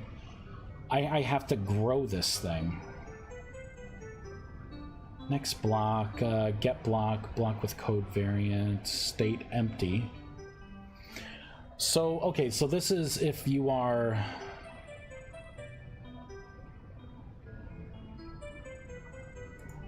What is this? If this is ripe... Return block entity berry bush random next double, then we get the calendar days, so returns 4, returns 5 plus growth rate. I could definitely, I feel like if I keep looking at this I will be able to distill it down, because this is the only part that's interesting. Last checked at total days. Oh, you know what this could be? This could be the last checked, could be when it was last loaded. That way when you walk up to it, because blocks unload if you're not really close to them. So that's how you can go away and come back and see like an update, right? Like so many days have passed on the wild bushes, because it probably just looks at the last checked and then it does the calculations by how much time has lapsed and then gives you what you need. So I want transition hours, I think. I want transition hours. Or maybe I just do the last checked at total days. You know what? I think I'm gonna have to update the name of this packet so it's specific to the grow spell, because this is not going to be a generic thing with taking in this stuff, unless you know what, maybe I could use the same. I think I could use the same stuff. Because if this is a berry bush, right, then I'm going to take the berry bush instead. I can send the same packet. It would do all the particles and everything, play the sound. And then in here, I would just take a look, right? I'd say, okay, is this a sapling? If not, then is this a, in this case, berry bush? So I would look at block entity berry bush. Block entity berry bush. I'll call this Bez2, Bez2, Test2, Test, Bez2, Test2, Test2, Test2, Bez2, Bez2, Test2. All right, and what I'm gonna do is I'm just gonna wing it.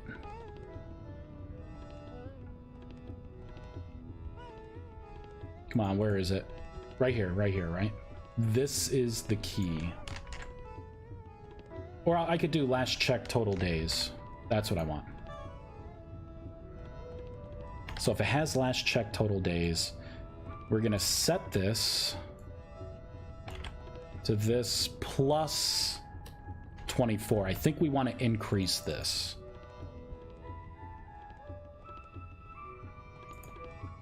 Let's give this a try. We need a berry bush.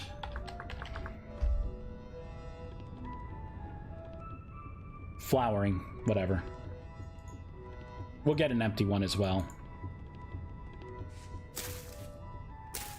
Right? 8 days, 8 days.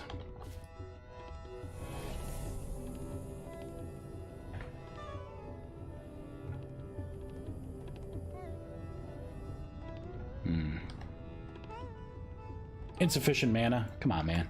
Bust my balls like that. I don't think it would be a negative, right? Would it be a negative?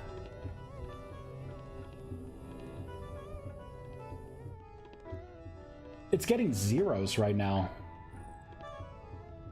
Has attribute. It's getting all zeros. Ooh, Ikmermadurkle, man.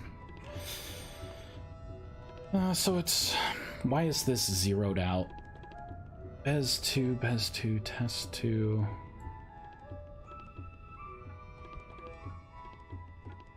I should probably make this Bez1,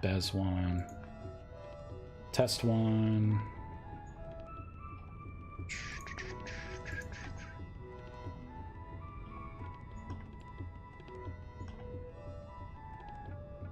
You know what? I actually don't need these print statements in here now. This is all I need.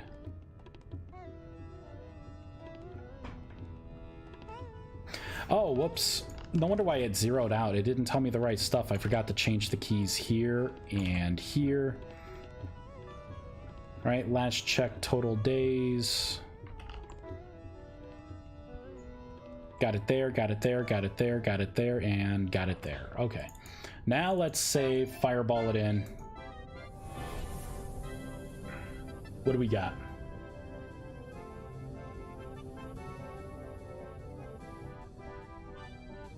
It increased it 157 to 181. Jesus Christ. So maybe I should be probably subtracting 24 hours.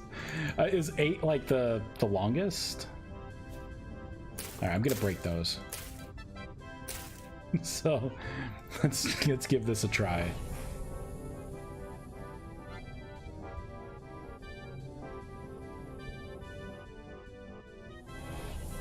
I've subtracted it.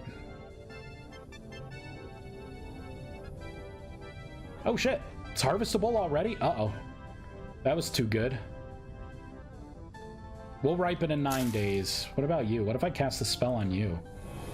Was that too aggressive? Holy crap.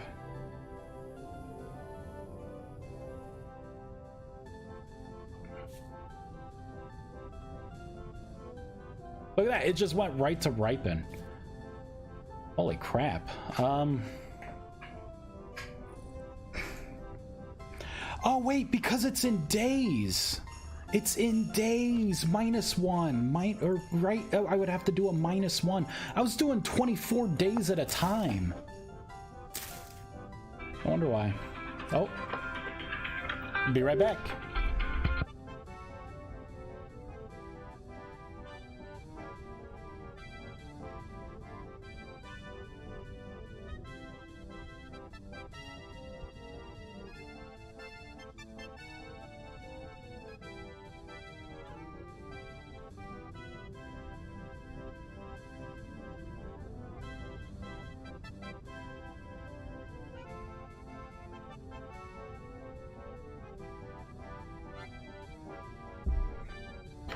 All right, y'all. I got 5 minutes.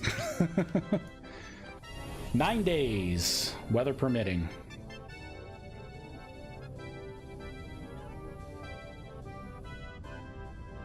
Let's see if it updates here. 8 days. There we go. Okay. There's a little delay, it seems. 7 days. Oh, because I did time set day, right? So that would have pushed it forward. 6 days. Now I'm not going to do anything just in case. So you're going to stay 6 days.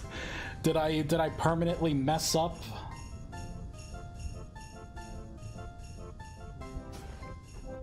Nope, it's still 6 days.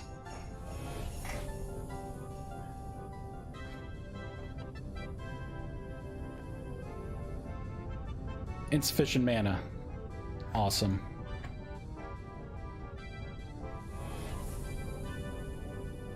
Got it right the first time. It would not have taken so long. 5 days. Here we go. 4 days. I'm gonna cast the spell a couple more times. I wanna get it right through. I wanna make sure it does the transitioning. 3 days. There is a little delay, but it seems like it's with the block entity here. Not really my spell, because I did time set day, right? Jumped it forward, and it took the same amount of time just from the game doing the update.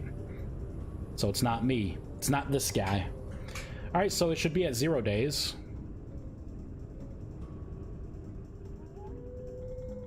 We'll flower in less than a day. F that. You will flower now. Eat my mana.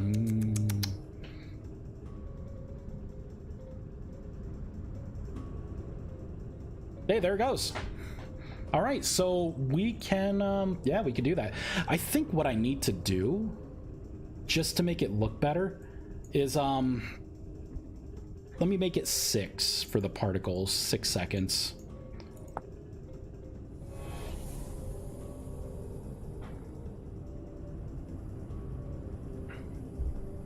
That way, when it's done with the spirals, we'll give it enough time to, like, update. Right? 7. See, and now it goes away. There we go. That way you have, like, the visual. All right, but hey, it works. All right, everyone.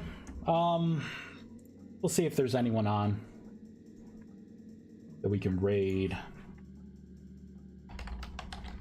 Keep it within the old vintage story.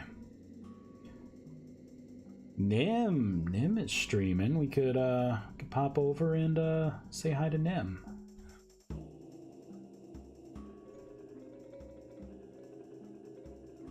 Seriously? Come on. There we go. Mud Hut. Exclamation raid. I'm gonna have to raid and run, but exclamation raid. Later, see you later, RC. Thanks, Exodin. Thanks for the stream. My pleasure.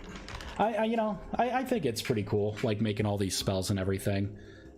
And we're doing complex things, right? Like now, anytime I have to do anything with changing a block or anything, I could just copy that code right of the spell, tweak a couple of things, just like you saw with the, with this block, right? The berry bush.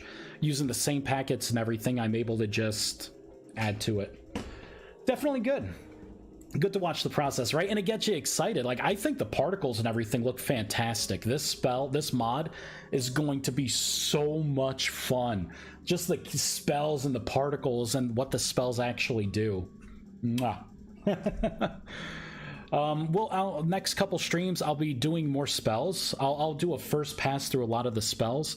We'll do the projectiles, the conjuration, the invocation spells, the conjuration spells, and then we'll work on the gameplay loop, and then it's ready. So, yay! Thanks everyone for watching. I will talk to you all later. Bye.